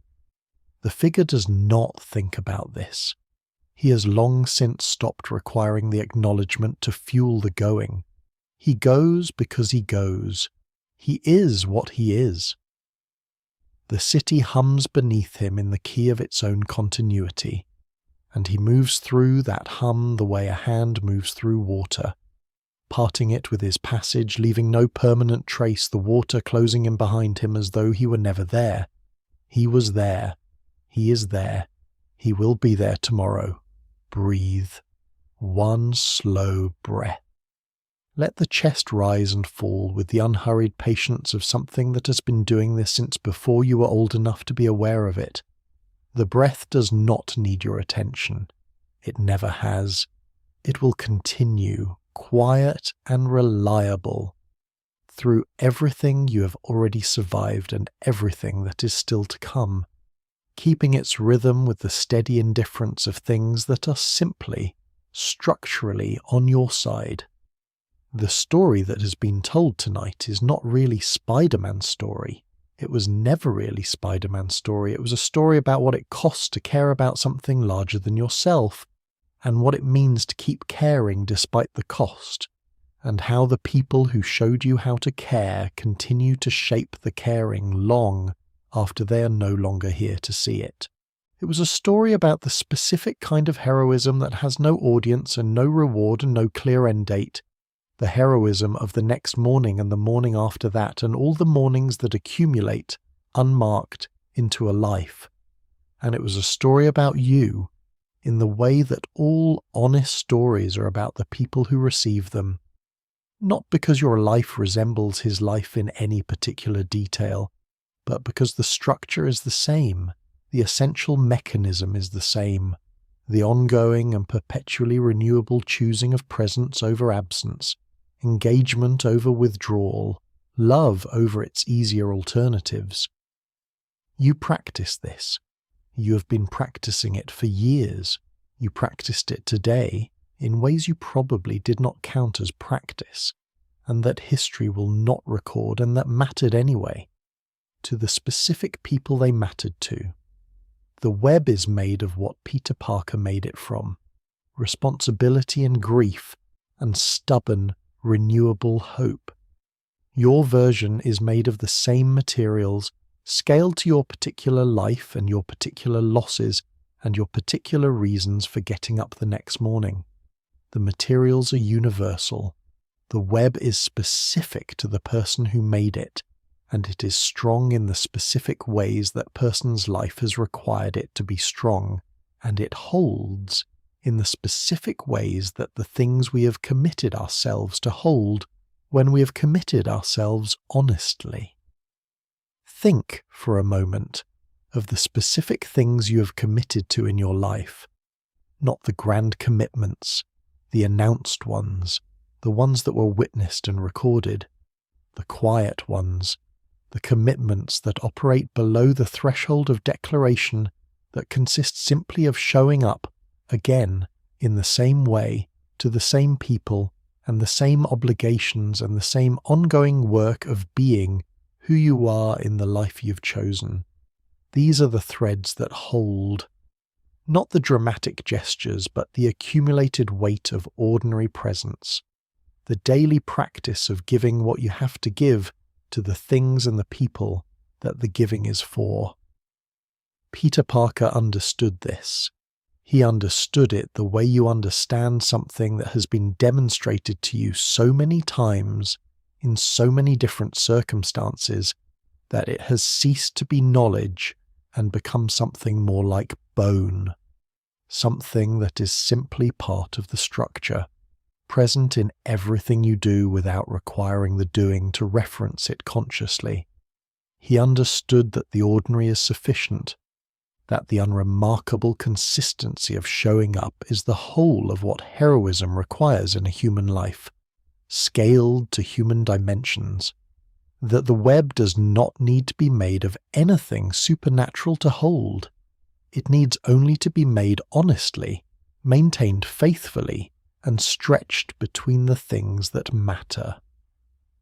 Let that settle now, easy and without effort. The thought does not require your holding. It will still be there in the morning when the light comes and the day makes its usual demands, and you will find that it has travelled with you through the sleep and arrived on the other side intact, perhaps a little simpler, perhaps a little more available, the way that things become more available after they have had the night to work themselves into the understanding without the interference of conscious effort. Let everything grow softer now. The story, the city, the names of the people who shaped the person this story was about, the names of the people who have shaped you. Let all of it soften, the way edges soften in low light, the way thoughts soften when the mind has been working for a long time and is ready to rest. Not gone, simply softer, simply further, simply no longer requiring the sharpness that the waking hours demand. The house on Ingram Street is sleeping, the garden is sleeping, the workshop in the basement is resting in the patient dark, and somewhere above the city the web is still out there, stretched between the buildings in the night, neither needing to be tended nor asking to be noticed, simply present, simply holding, simply doing the quiet and essential work of being what it is in the hours when no one is watching.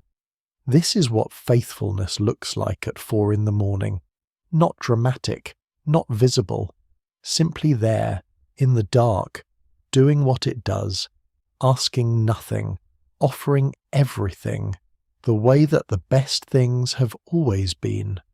The amber light, the worried hands, the terrible jokes at the dinner table, the nickname that said you were seen, the sentence that told you what you were for. All of it still, all of it holding, all of it in its long and patient and unheroic way still here. And so are you. Breathe out. Let the last of the day go with it, the last of the effort, the last of the managing. The web holds, the house holds, the architecture of the people who loved you holds. You do not need to hold anything else tonight.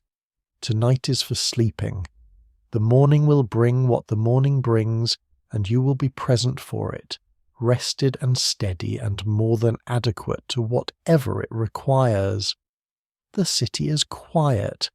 The night is generous. The web holds. There is a particular quality of light that exists only in the hour before dawn, in cities that have been awake all night and are beginning incrementally to prepare for the morning without quite being the morning yet. The sky is not dark exactly, but it is not light. It is the colour of something in transition, something that has decided to become something else and is in the middle of becoming. The buildings are still, the streets are still. Whatever the day will bring has not arrived yet, and in the space of its not yet arriving, there is a quality of openness that the city rarely has, a sense of the possible that the density of ordinary daytime activity tends to close down. The figure in red and blue is there, in that light, resting between swings on a water tower above the roofline, looking out at the transitional sky, feeling the cold that has settled into the night's final hours, not thinking about anything in particular, simply being there in the specific present-ness of someone who has learned, over years and losses, that the present moment is the only place worth being, and that being fully in it is itself a form of grace. He will swing home soon. He will take off the mask and be Peter Parker again, ordinary in all the ways that Peter Parker is ordinary, and he will sleep the sleep of someone who has spent the night doing what he is for, and in the morning he will get up and begin again. But for now, for this particular moment in the last of the night, he is simply there, in the cold, watching the sky begin its slow decision to become morning, and the city is below him, held, and he is holding it, or it is holding him. The distinction has long since ceased to matter. Both are true. Both have always been simultaneously true. You are held in the same way now, by the night, by the quiet, by the accumulated kindness of everyone who has ever shown up for you in the unremarkable and essential ways that love expresses itself when it is not performing, by the architecture of the people who built themselves into your structure before they went, by the breath which continues without your direction, patient and reliable, a companion for every moment of your life that has never once withdrawn its presence or asked to be thanked. Let the weight of all of this be a comfort rather than a burden. It is holding you up, not pressing you down. You are the building. The bones are love. The structure stands. Sleep well. If you liked this video, let me know where in the world you're watching from and what time it is. I'm always curious about that. And if you have a suggested topic, feel free to leave it in the comments.